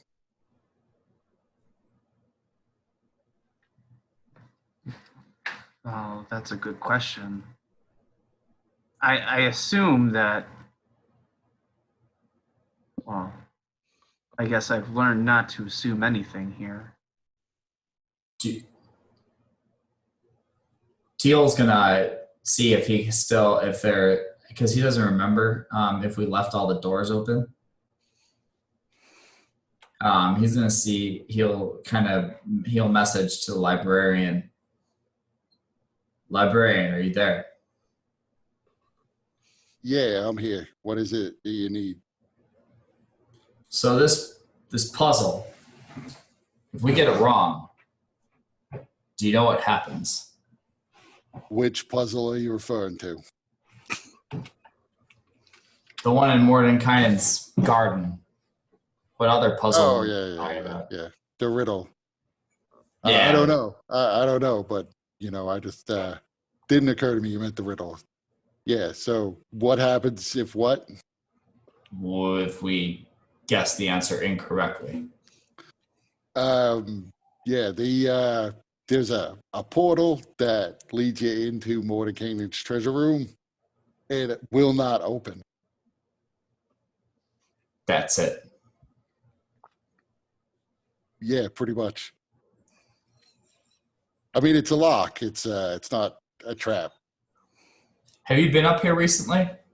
From your perspective, not for like 800 or 900 years. From my perspective, it's actually been a little bit less time than that, but still several centuries. There's no spear wielding statue up here. Do you know what it looked like? Yeah, it was small. There used to be. There was an obelisk, and it was on top of it. It's about 4 feet tall. The little guy, like halfling size, but I think he's supposed to be a human. And he had a shield and a spear that fit into a slot in the shield. I So see. atop the dog's grave. Yeah, it looks like it broke off. Strange. Oh, that I wouldn't have known about. It was perfectly fine last time I saw it, but not like they used to let me wander around the place. Yeah. All right, well, should be good. Thanks. I mean, the dog's name was Spearmint. You couldn't put this together?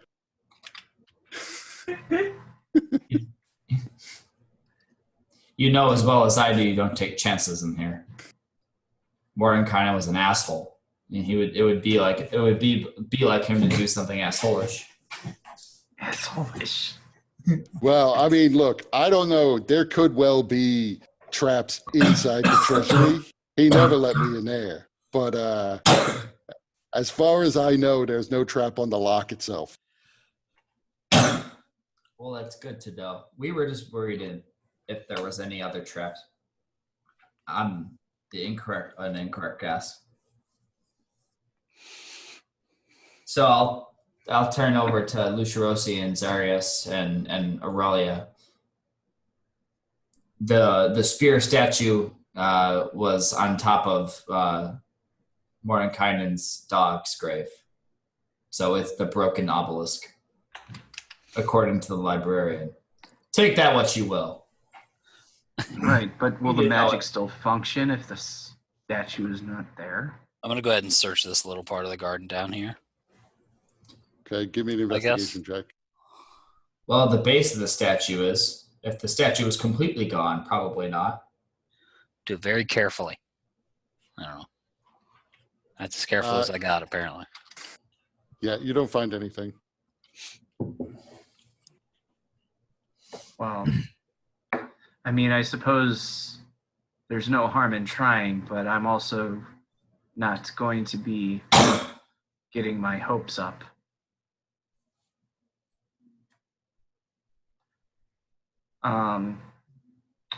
So then at that point, you know, Lusharosi would go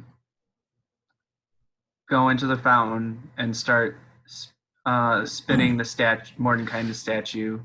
He'd spin it to the knight, then the lion that we turned around, then the hand statue, then the spearmint, the devil statue, the angel statue, and then all of them again in order. Okay, so as you spin the last one around, you do begin to hear a sound. It's hard to say exactly what you might liken it to. It's almost like a wind or a storm, but it's also got a sort of metallic clanging in it. And almost immediately as this sound is whirring on, there's a rhythmic beat begins to pick up, like the sound of a gigantic drum over and over. And the room goes dark.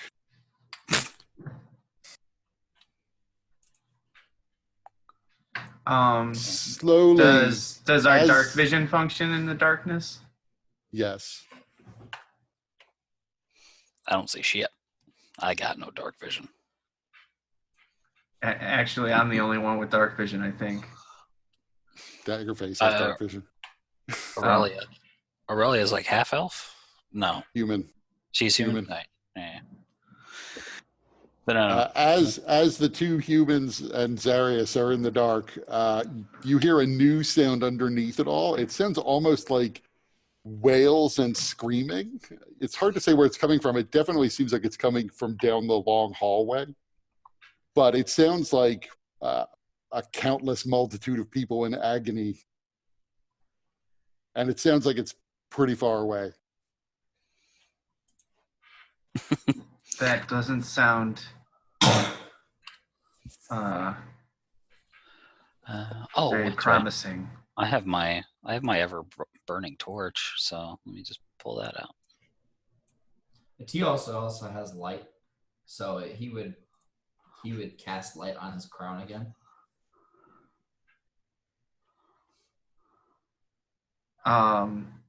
So we hear this sound and the darkness sticks around? Yes. You also begin, at least for the people who are in the dark, as your eyes begin to adjust, you begin to see there's a shaft of light that seems to be glowing in the back of Aregia's residence. It's filtering now out the windows. Gonna go there. Yeah, Lusharosi would begin heading there. But is that where the sound is coming from? Is there a direction? The sound of the wailing seems like it's coming from down the hallway in the direction the two heavy lion statues are facing. All right. The sound of the rushing wind just sounds like it's coming from all around you.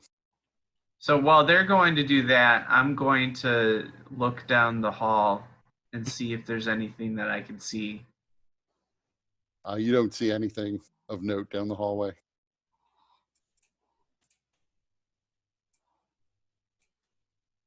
All right.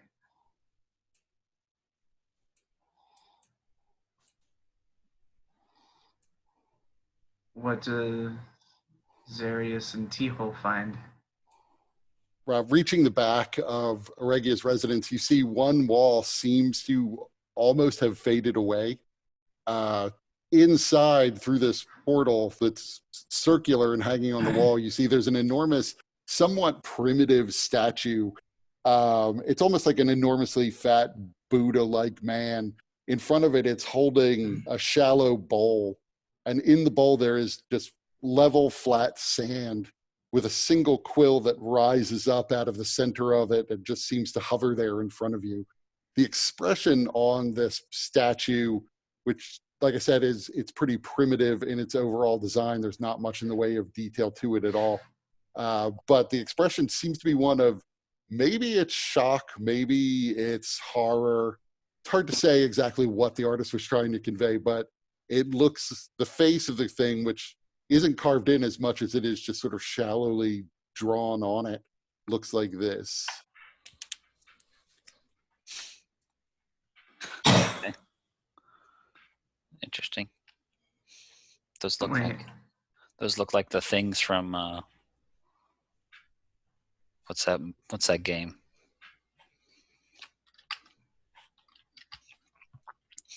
Destiny? I'm starting to think that maybe we should have looked for the statue.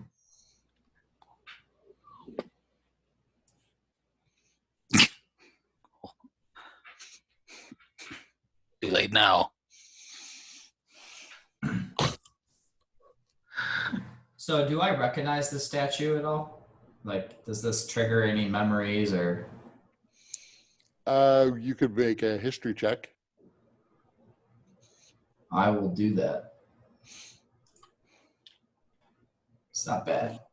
You don't exactly know what it's intended to represent.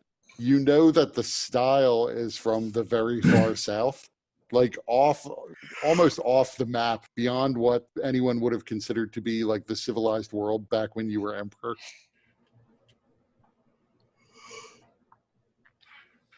You would also notice, looking at it, because of your passive investigation score and your lenses of minute seeing, you would see that on the stomach of the creature, just hanging above the shallow bowl of sand, there's a strange set of symbols that looks like this.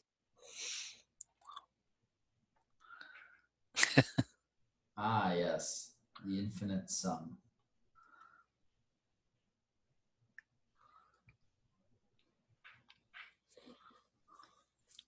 The room otherwise appears to be filled with, there's several urns on one side of the room. Some of them are turned over and cracked. Those appear to be empty. The urns themselves appear to be filled with coins and gems and jewelry and various odd objects. There's a large painting that is sitting on the floor near where the statue is. And there's a skeleton behind the statue along the wall that appears to just be someone who laid down and died there. Maybe he got trapped in the room. Maybe he was murdered here. It's hard to say. Not very tall. He's probably an elf or a very short human.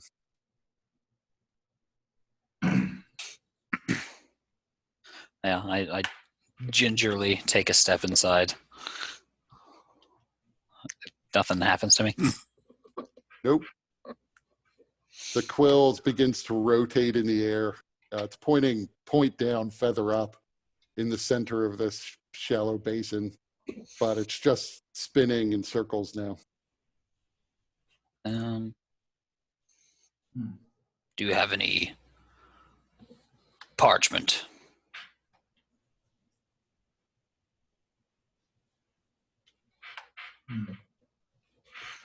Well, we have this book, but I'd prefer not to desecrate that book even more.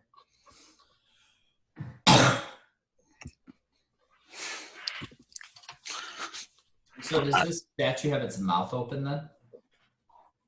Does what have its mouth open? The statue? The statue? Yeah, it's not exactly, it's not like it's an indentation. It's very shallow. It's essentially just like a low relief carving into the stone. So there's no hollow there to put anything in. Oh. It's slightly, it's almost as if it's been painted and some of the paint is chipped away. So the interior of the mouth appears to have what's like a tongue and maybe representations of teeth, but they all appear to be paint that's been on here for a while and has worn off somewhat. The eyes are gear-like, like this? Yeah, the eyes are definitely have this sort of oddly regular shape to them, and the two circles around them. I mean, just all right. So yeah, that's like I said, symbology doesn't mean anything to me. I don't recognize. No one, right? None none of you recognize anything. I mean, other than noticing that there's a bit of a face to it, the shape of the eyes doesn't mean anything to anyone. Yeah. Now, while they're doing this, Lucirosi is kind of slowly going down the hallway because he's very curious and concerned about these sounds. Lucius is gonna get himself killed. He might, but So, I mean, you've moved 10 feet, so you're cautiously moving down the hallway. yeah. So You're sure that the sound of the screaming is coming from down the hallway, but you don't necessarily see its source. It's well off in the darkness. You do notice as you go down the hallway more that from beyond the intersection you came out of here, down here, it appears as if there's a door that's open as light is spilling out from some room beyond. wait, where? Probably just off. Okay. Here. Yep. Though it's hard, you can't really tell from where you are if the sound is coming from that room or from somewhere beyond it. Now, Kurt, I do want to point out, I don't know if you have your dynamic lighting on or off or whatever, but I can see everything. So I don't See know if everything. there are things. Down to where? I mean, I don't know what you can see or what you can't. I can certainly see everything in my my yeah, little like I proxies. can see this room here. I can see all these rooms. Okay. You're not And supposed to be able to. I don't want to be spoiling any surprises or anything. So Right. You're not supposed to be able to see those rooms, but nothing I can do about it. Okay. You're supposed to be able to see essentially down to here where the light ends. That would be Okay. about the limit of your vision. So what I'm going to do is I'm just going to increase the magnification to kind of limit what I'm seeing because I don't want to spoil anything. So I can only as a character I can only see 5, 10, 15, 20, 25, 30, 35, 40, about 50 feet in front of me with this magnification. You can see the light that's coming out of the rooms that you're not supposed to be able to see. Okay. But so I'll keep moving forward slowly.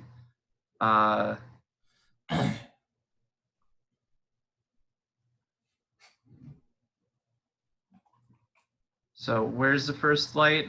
I don't know. The light is coming out of this doorway here. I didn't see that. Oh, it's because I'm in the wrong layer. Light's coming out of the doorway here. Okay.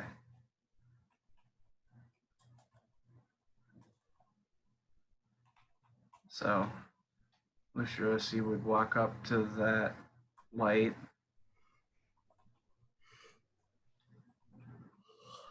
So as you begin to get closer and you can see around the corner of the door, you realize that one side of this room has a sort of elaborate marble tiling to it. There's a very large crystal growing out of the floor there. You can also see that there are just bodies and bodies that are piled all around this room. Almost, it's hard to say, but it definitely looks as if they were placed deliberately. There's a mass of just what appears to be sort of soft tissue, brains and eyes. Various organs are all just sort of stacked up and have begun to rot.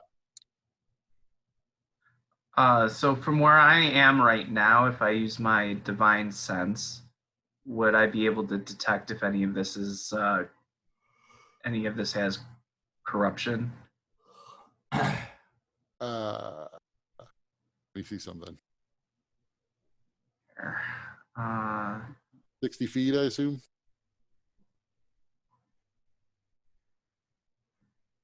Yep. It's not behind a wall, behind total cover.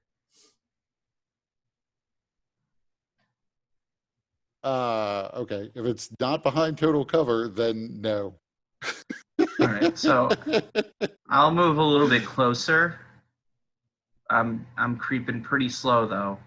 Right. And then I'll keep pressed against the wall, and I'll kind of look into the room, like peer my head around.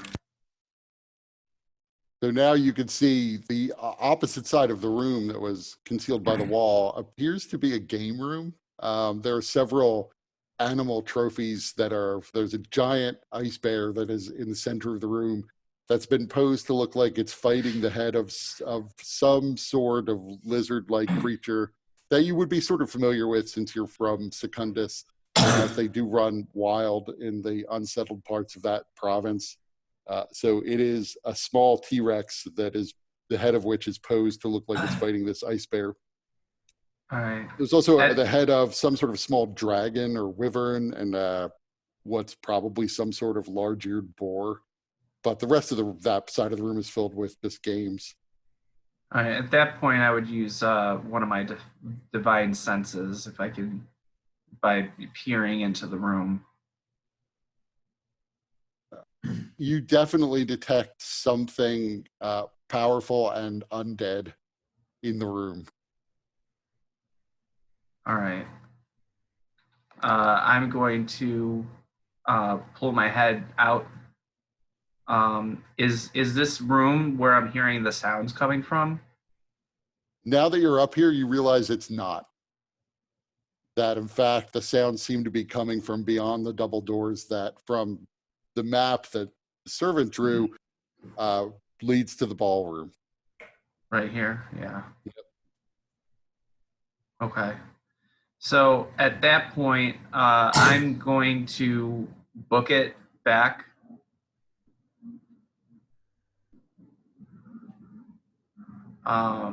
To the garden. Right. While you were off doing that. Yeah. Back to the other people. Wait, this isn't a one-character adventure? Because because I see a skeleton here. I'll be sure for now, at least. I'm going to do my Eyes of the Grave just to make sure there's no undead within the vicinity. What's the range on that? 60 feet. You do not detect any undead. All right. I'll step in and maybe lift up this picture and lean it against the wall and have a look at it. It appears to be.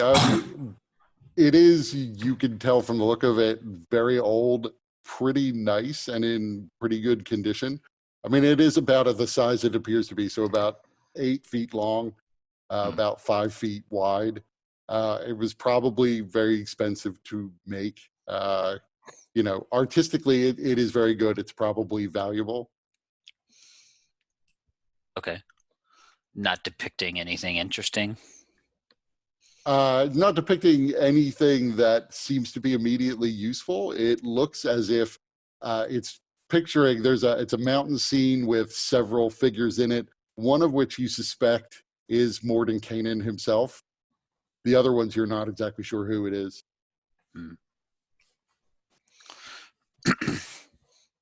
I don't know.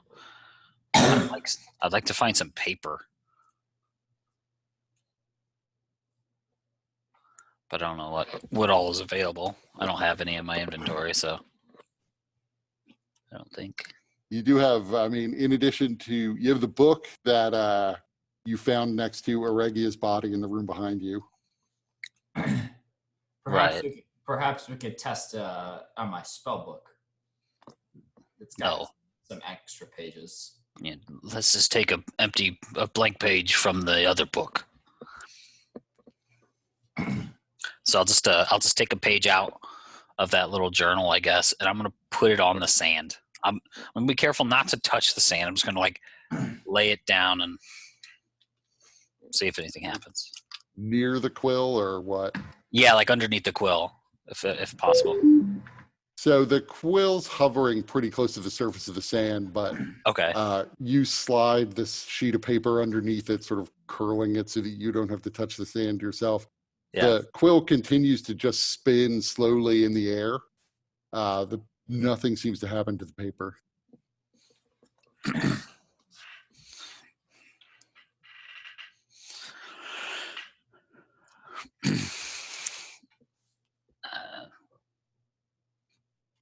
I'm gonna talk to the statue and say, "What is your purpose?"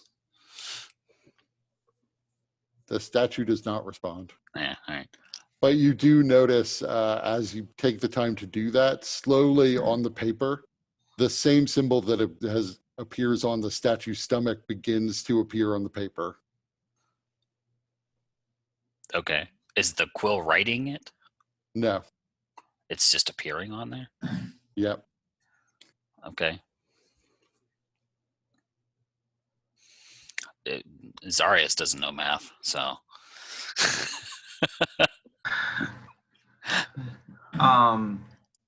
They're strange symbols to him.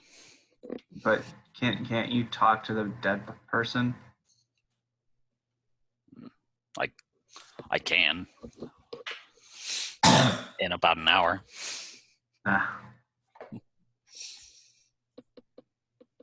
Teal, you could make me an Arcana check. Oh, Anyone who's trained in Arcana could make an Arcana check. You don't necessarily know what the solution would be to the symbols. I mean, you would guess infinity, but it seems sort of like a trivial sequence that just runs off to infinity. So you're not necessarily sure what the significance of it would be. Infinity. Sand. It's a bowl of sand. It's the sum. All the sand together is an infinite amount of sand in this bowl.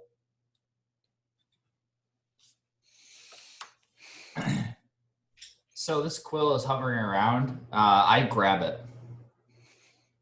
You take it. Once it's in your hand, it doesn't seem as if it's, particularly attracted to anything. It seems like a normal quill as near as you can tell. You would notice it looks very clean. It doesn't look like anyone's ever used it to write anything in ink. I'm gonna try just scribbling on the paper with the quill. So writing on the paper, it scratches along the surface, but not having any ink on it, it doesn't seem to leave a mark. I'll dip it in the sand. Okay. So you dip it in the sand, it still doesn't leave a mark on the paper. I'm gonna move the paper just a little bit, and I'm gonna draw in the sand with the quill. Okay. So you notice that where you poked it into the sand, the surface of the sand now has the impression of that in there. What are you going to write in the sand, I guess? Or you're drawing something? Dick and balls. Yeah. I would draw an infinity symbol because I have nothing else. At the least, that's the best thing. I guess Teal would make at the time. Okay. So we'll move you into the room next to the sand. So you draw an infinity symbol. Immediately you hear there is a very loud gong. That is even loud over the sound of the sort of the sort of persistent screaming and agony that appeared in the background. And then after a second, the surface of the sand clears and it becomes flat again.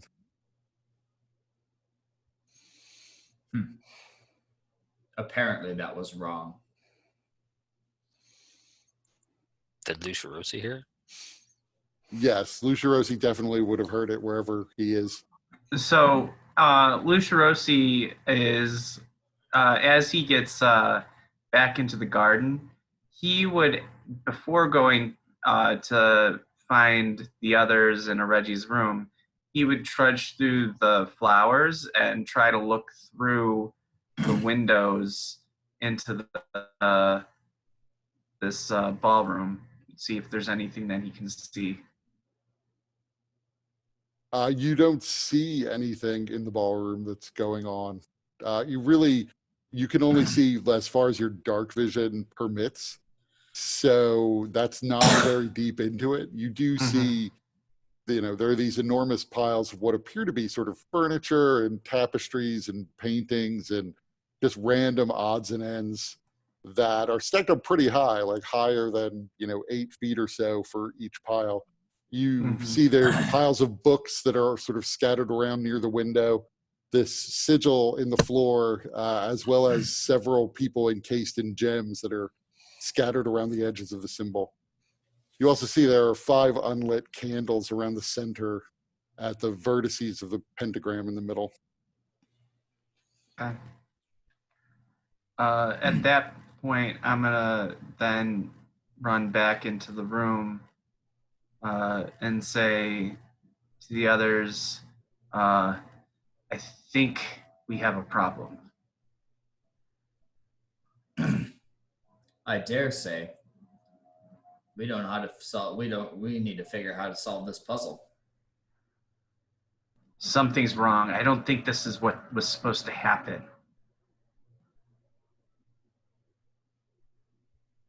What did you What think was supposed to happen?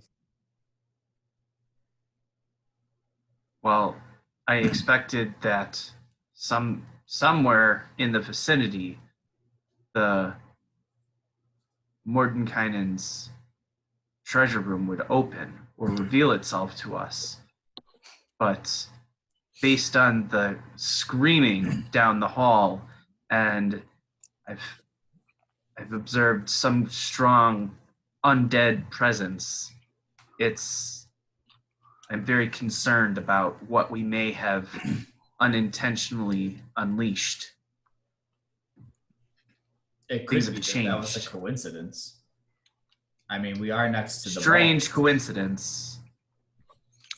Perhaps Especially given that time has moved so differently from room to room.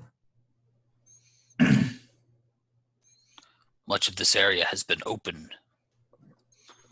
So the time, Yes, but and manipulation has been steady in this area. But even then, it's Perhaps the screaming time. was just a response to the dark lights going out. But then there are people here. And if there are people here, and if they are screaming, if they are in pain, or if they are scared, then we must save them. Are the screaming still going on? Yes. They're likely the souls of the dead in the portals that are probably in the ballroom. We know that's what Paradonna was doing. Yes, but is that not disconcerting that even if time has caught up, if that is the reason, and it is a supposed coincidence that it happened just as we finished the final piece that was supposed to unlock the treasure room, the fact that now that time has caught up to us and is moving forward means that there are things that we need to attend to rather quickly. Unless the librarian has double-crossed us. And the riddle was not, in fact, a riddle to the treasure room, but something that would have benefited Paradonna. After all, he has our soul. Well, I don't think so. Yours and Daggerface's souls. Daggerface makes a similar noise. No. Especially when you correct yourself to say, well, yes, your souls. Be that as it may, T-Hole, he would not risk losing his end of the contract. He was to provide us accurate information to the best of his ability. I do not think that he would be able to maintain ownership of our souls were he to not meet his end of the bargain there. That's true. Is this not the treasure room? Depends. You are the one that knew Mordenkainen the best. What did he treasure most? Himself. Yes, but the Fabrica was supposed to be here, as well as the other artifacts that he had gathered. Yes, I understood that there was quite a wealth of books in this treasure room, and which I do not see here. We have not deciphered the mystery of this statue. I think we have more pressing matters at hand. Either those screams are people in pain that we need to help, or there are creatures that are now awakened that are going to come upon us if we do not defend ourselves and prepare. That gong was fairly loud, at least in here. Did you hear anything while you were out there? Did I hear? You heard the gong, but otherwise, really, all you heard was the sound of the screaming. I mean, even when you were up the far end of the hallway, you could tell it was getting louder and where it was coming from. But the doors to the ballroom must be amazingly thick, because the overall and the glass of the windows that lead to the ballroom must also be somehow soundproofed, because you really didn't hear much of a difference in the sound as you moved up. You imagine from the sound of it that it's a real cacophony, but somehow the ballroom is keeping a lot of the noise contained. I went and took a look for myself. There are some bad things going on. We need to prepare. And if there are people that need to be saved, we must do so. Can't hear you. I cannot imagine anyone has survived. All that have survived here have done so under extreme measure. We can't assume that they haven't. There are time differences. Anything could have happened. That is true. This place is weird.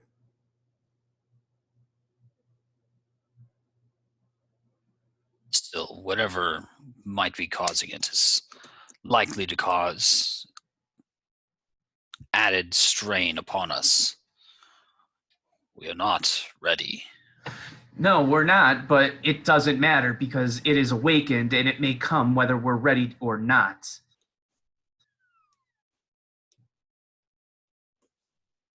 Did you lead it here?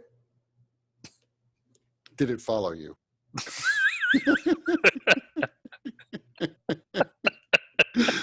Lucirosi takes a moment to look out the door. It's dark out there, so you're limited by your dark vision, but you don't see anything.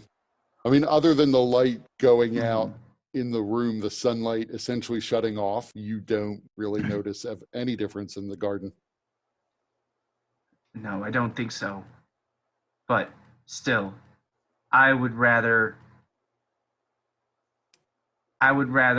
go find this thing on my own terms rather than wait for it to come.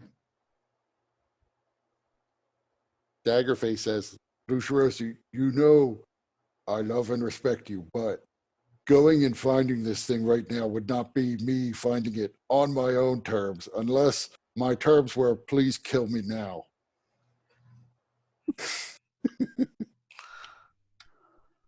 Then what do we do? Think. This, whatever it is, has been awakened, and I'm concerned that there are people that need our help. Those screams that I'm hearing, they're full of terror and pain. We are almost at... I believe we've almost discovered the secret of Mordenkainen's treasure room. It's not necessarily just the gold, or really the gold that I care about, but there are powerful magic spells in there. Any of these may be of use in the upcoming battles, and we'll need our strength most. I agree. That's why I thought it wise for us to try and open the treasure room before moving on through the rest of the manor. But I do not see a treasure room. I do not see what I would have expected. Daggerface tips over one of the urns, and probably 20,000 silver spill out onto the floor. I think I see a treasure room.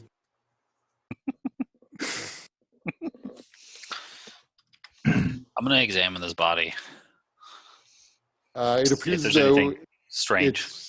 it appears as though it died of some sort of electrical shock. I mean, with your medicine score, you would be able to just tell that from the scorch marks on it.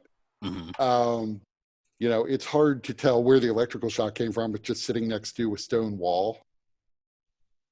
Yeah. It's behind the statue, but the statue itself appears to be stone, probably like some sort of granite. Hmm.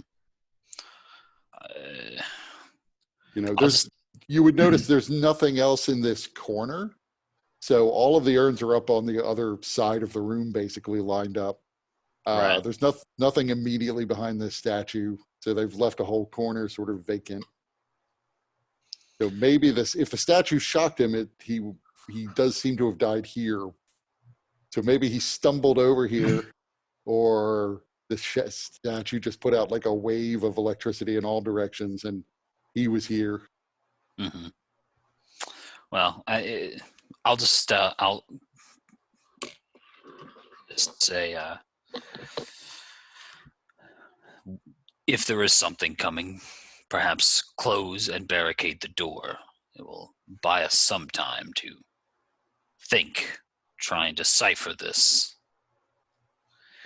If those souls are dead, then there's nothing we can do. If they are still alive, then they've been dead to the world for hundreds of years. There is does no not make it okay for them to just perish just because their families have long gone potentially doesn't mean that their lives are not valuable or worth saving. It also doesn't make it okay for us to just throw away our lives while we're not quite ready to face them. We are the only ones here that can stop this. If we go in while we are not ready, then it is the end for everyone. Yes. Paradina knows we're coming. That room, she has eons to prepare for us and is well aware of our presence. Any haste on our end does not hurt her chances. It only hurts ours. Ushiroshi takes a few deep breaths, working to try and calm himself. You would also notice, now that you've mentioned a door, there's no door that leads into this new room. It's just a hole in the wall that seems to have appeared.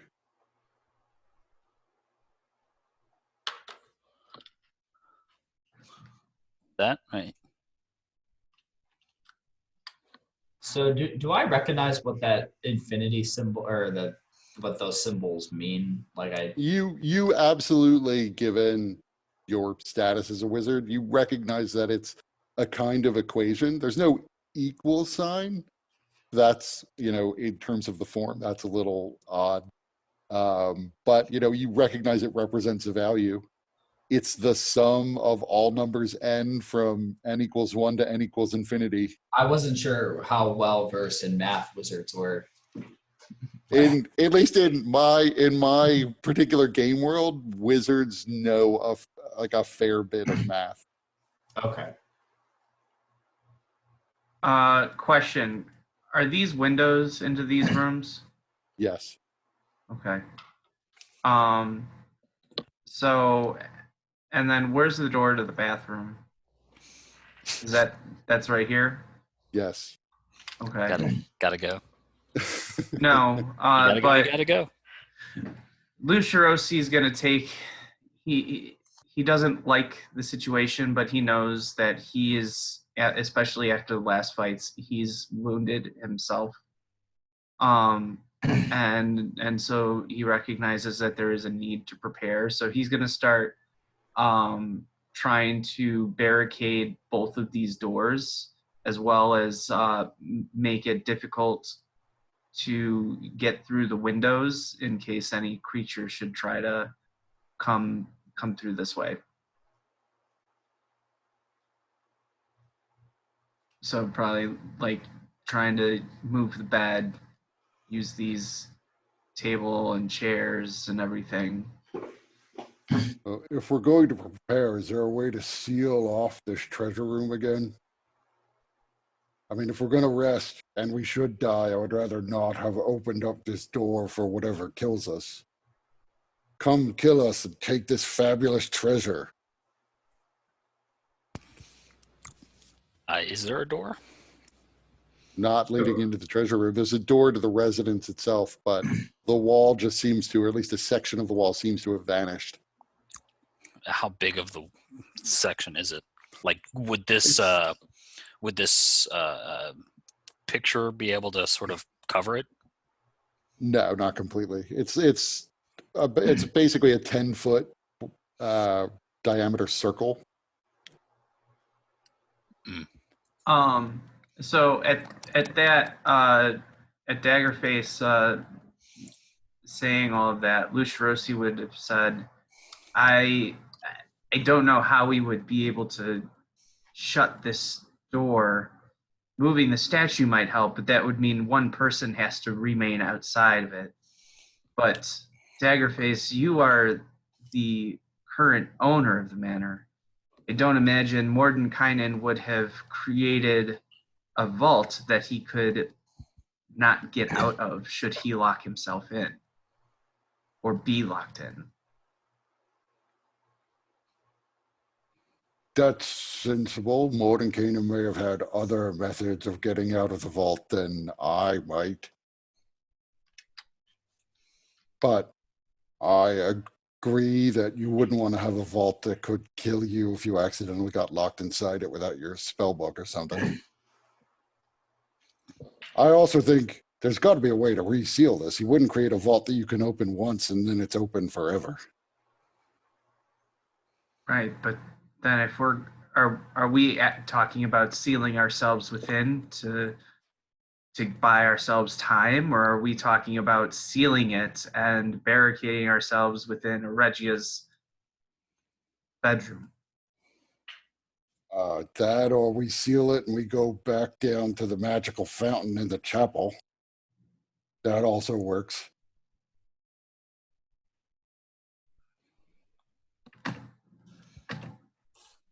I suppose we could try that. You know, but I'm happy to try to tough it out here in case something tries to come and get into the vault.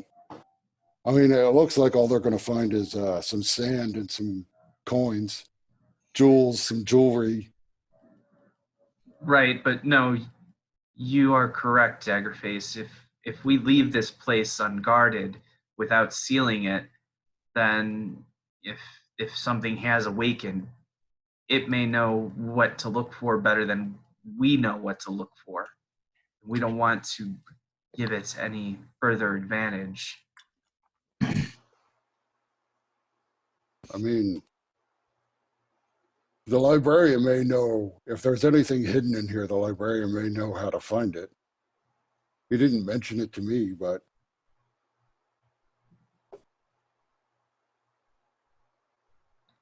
And if he doesn't, and what is looking does, if we lie in ambush, perhaps we get it as they discover it, whatever it is.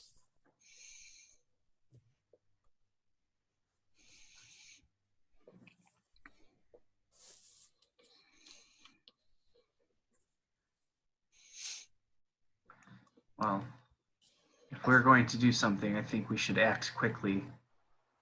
We should decide if we're going to barricade ourselves within this room or if we're going to try and close the vault and then make our way down to the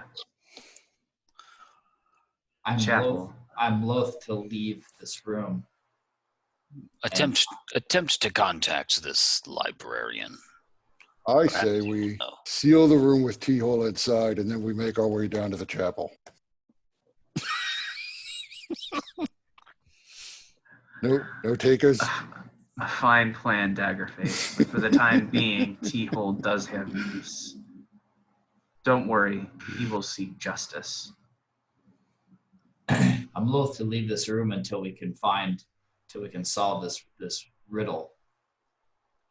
I have a strong feeling that the books are in this room, and if we can solve it, they'll present themselves. Yes, but also if we can reseal this place, the chapel may offer some protection. The warding there, it was able to keep the demons at bay previously.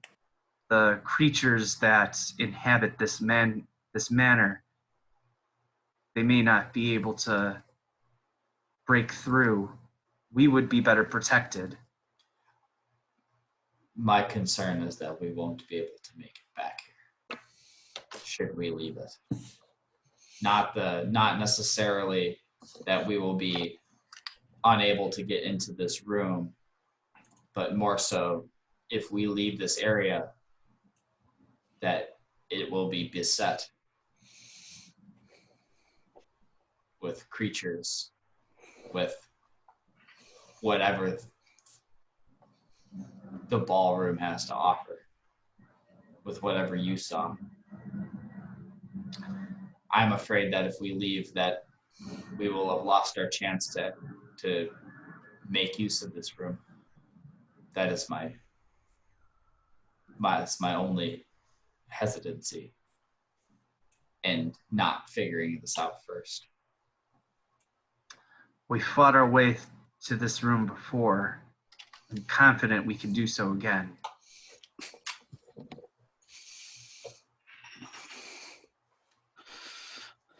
The place wears us down the longer we have to dwell here.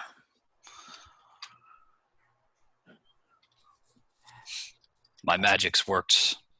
I have a little bit of my magics left, but it will not last.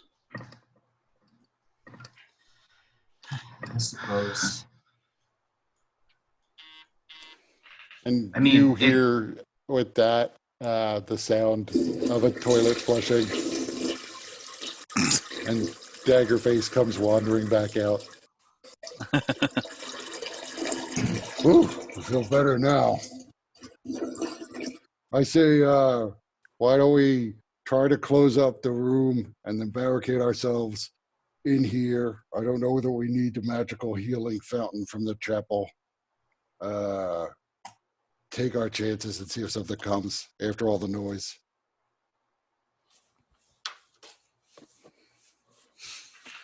Well, I think the first thing we need to find is if we can seal this room once more. Perhaps just moving the fountain statue will close the door.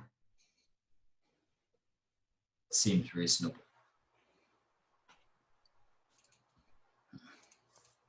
Do so quietly. And T-hole, you seem so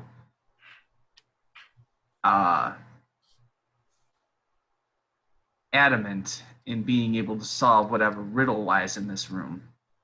Perhaps sealing you within the room is not a bad idea. That is fine with me. I will step inside. I will advise against it, just in case there is more time dilation. What if 100 years passes for him? The room has been opened. The time is Corrected seems for now. That is true, unless we see it. Right, but when we close doors again, it seals them back off. Time begins to flow weird in rooms that are closed off. Besides, if there's a solution for this riddle, it probably lies in the symbols on the creature's stomach, on the statue's stomach. And there's probably some book somewhere that says how to get past it. Teal's probably the one who has the best chance of solving it. If the librarian doesn't know the answer, at least. All right. Well, I'm going to go out there and move the statue in an attempt to close it. T-hole, decide for yourself if you're going to remain or not. I will let out a call if in case anything should attack.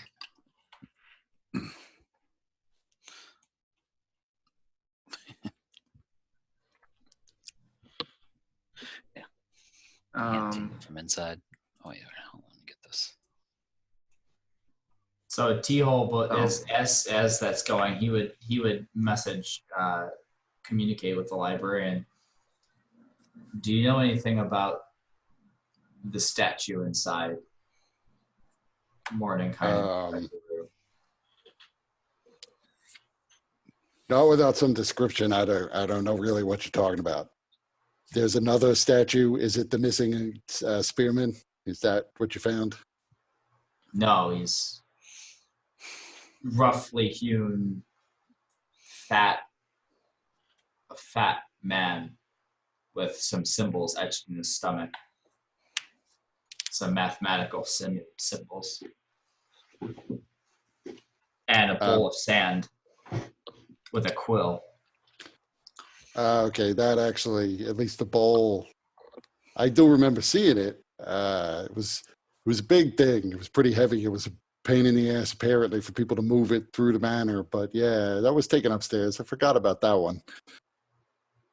It's magical in some way. It opens up a portal. I surmised. I was trying to figure it out. Did he hear the gong? Did you hear any gongs? No, I didn't. Okay.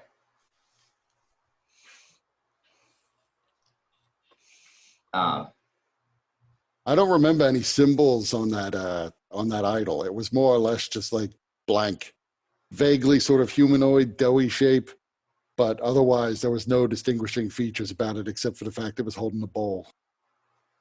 Did the bowl have anything in it? It had sand in it that would spill out, but the sand bowl would refill every time the sand spilled out of it. So, magical bowl of free sand, I guess, if you want sand. Okay.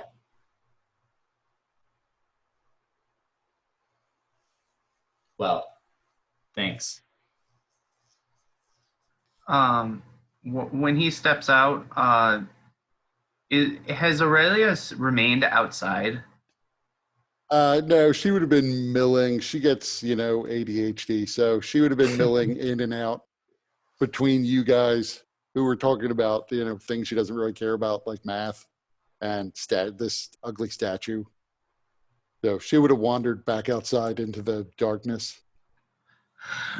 All right. So Lustrossi would tell Aurelia to get inside with Zarius and T-hole. Is Daggerface following me? Daggerface was outside before you were, so not really. So you're following him. You look grumpy, Mr. Scratches. She reaches over to scratch you on the chin. Lustrossi just growls and says, "That's not a purr. Aurelia. Come on, give me a good purr. Get into the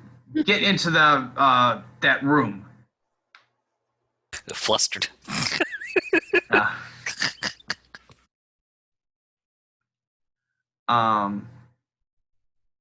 And then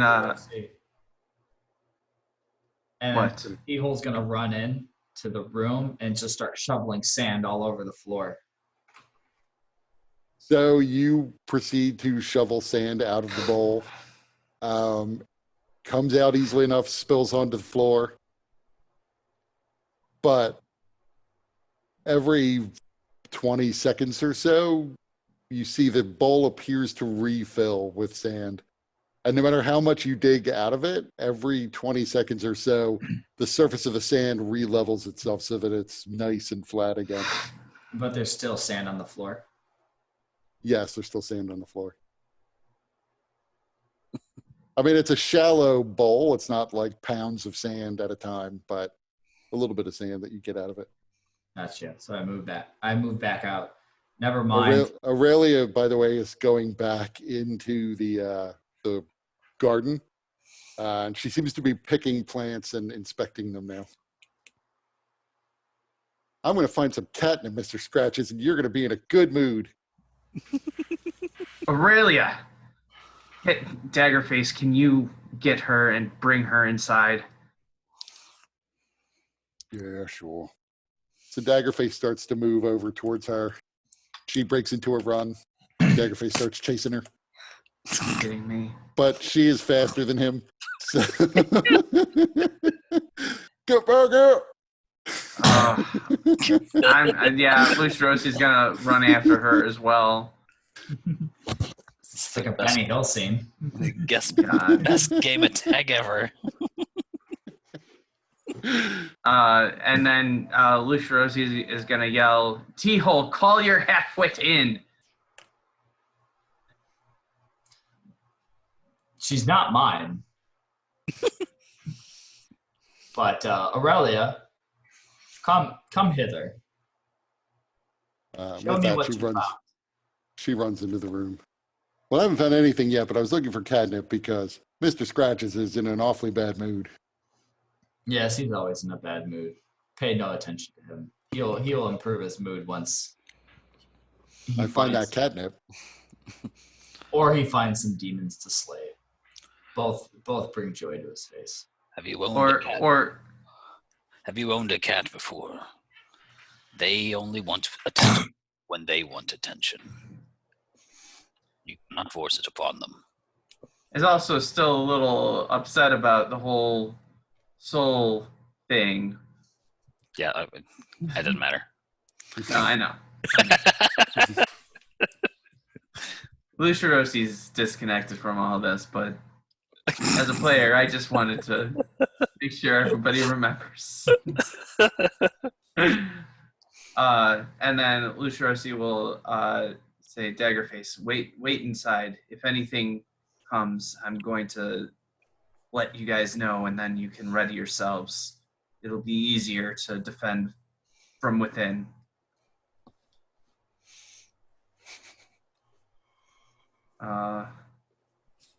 And then he's gonna go into the phone and he's gonna call out, are you guys ready? Just do it. All right. So then he's gonna try and turn the statue and see if that works. Meanwhile, he's really looking over his shoulder, make sure there's nothing coming. So what are you turning the statue to, or like how much are you moving the statue, I guess? What are you doing to it? Well, I'll start by just turning it out of the position that it was initially in. Yeah, so you spin it around a little bit. Nothing seems, you don't notice any change. Put it in the first position. How we found it. All right. I'll do that. So it's almost in the position right now on the map that it was in when you first got here. So you turn it so that it's facing down the hallway where you came from originally again. But you don't see anything has changed. The room didn't seal up. Nope. Okay. Nothing has changed. I'm going to turn it so it faces the opposite way. So you turn it 180 degrees, but you still don't see any change. You may have to do the whole sequence again to close it.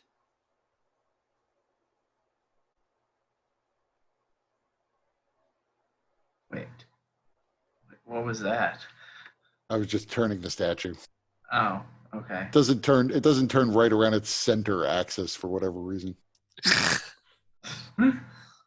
All right. So then what I would do is I would try to do the sequence again, but in reverse order. So angel, imp, spear, spell, beast, blade, and then again.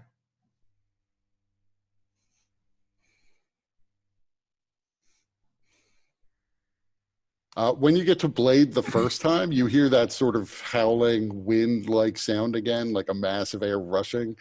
And you begin to hear what sounds like lightning flashing. And then you see the circular hole. The people in the room at least see the circular hole seal up. It's like cleansing. Make sure nobody's alive in there. We heard lightning coming from the room? Coming from the hole in the wall. Yeah. I believe I know. The sunlight begins to shine down again. I believe I know what killed that man now. Well, you didn't see lightning, you just heard the sound of it. Mm-hmm. But I knew he was killed by some sort of lightning. Yep. Maybe that's his eternal torment, is that he's always in the path of lightning. Like, no matter where he moves, the lightning will always find his corpse every time it opens and closes. Because Mordenkainen just really hated this asshole.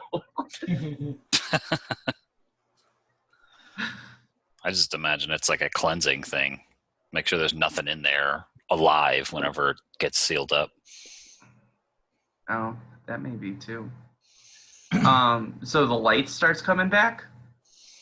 Yes, the sunlight comes back down. The artificial sun lights up again. And what about the noises of screaming? That you still hear. Okay. Do I see anything coming or in the area? Anything? Nope. Any changes? Not that you can see. All right. Luciros is going to make his way back inside.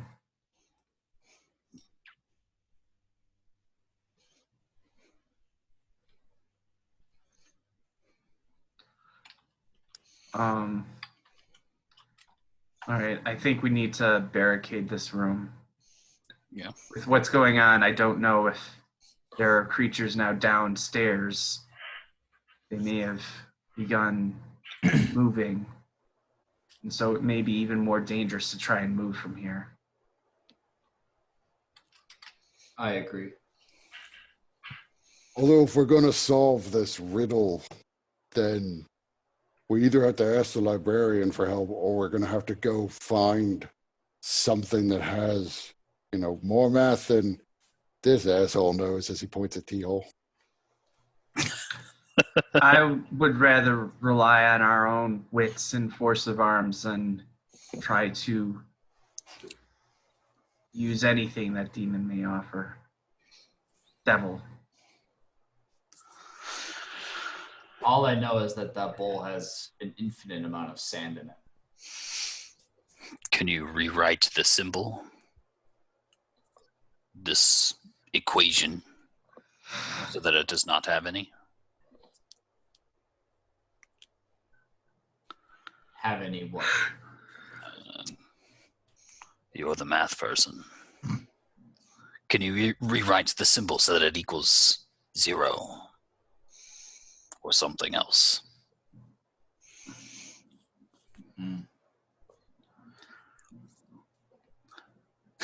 Or like 8008, so that it spells boob on the calculator. While they're discussing that, Lucirosi is actually going to move Regia's body outside, since we have to now sleep here.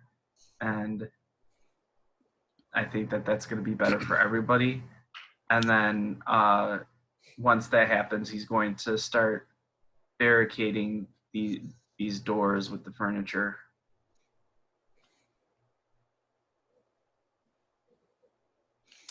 Now, Zarius will help and position the body in a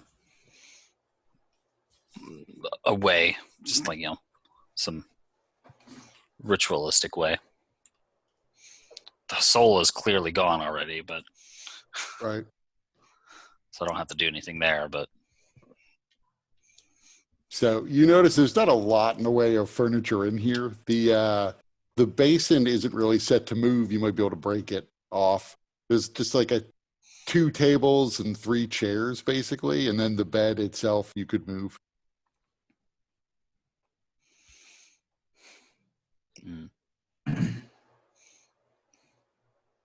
I would probably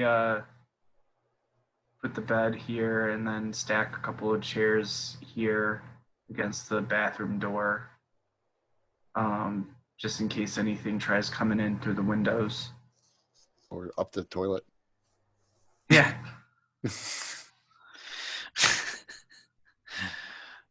So is the plan to rest here then? yeah, I think so. Yeah. I would recommend that we do not sleep in line of sight from the window.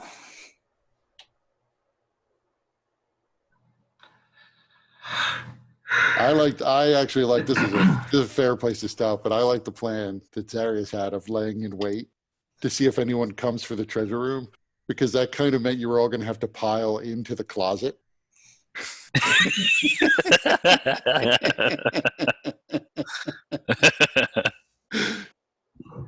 I think it was a brilliant plan.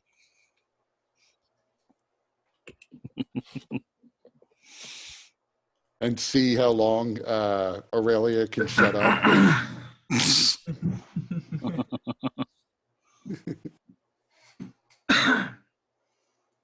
Good times.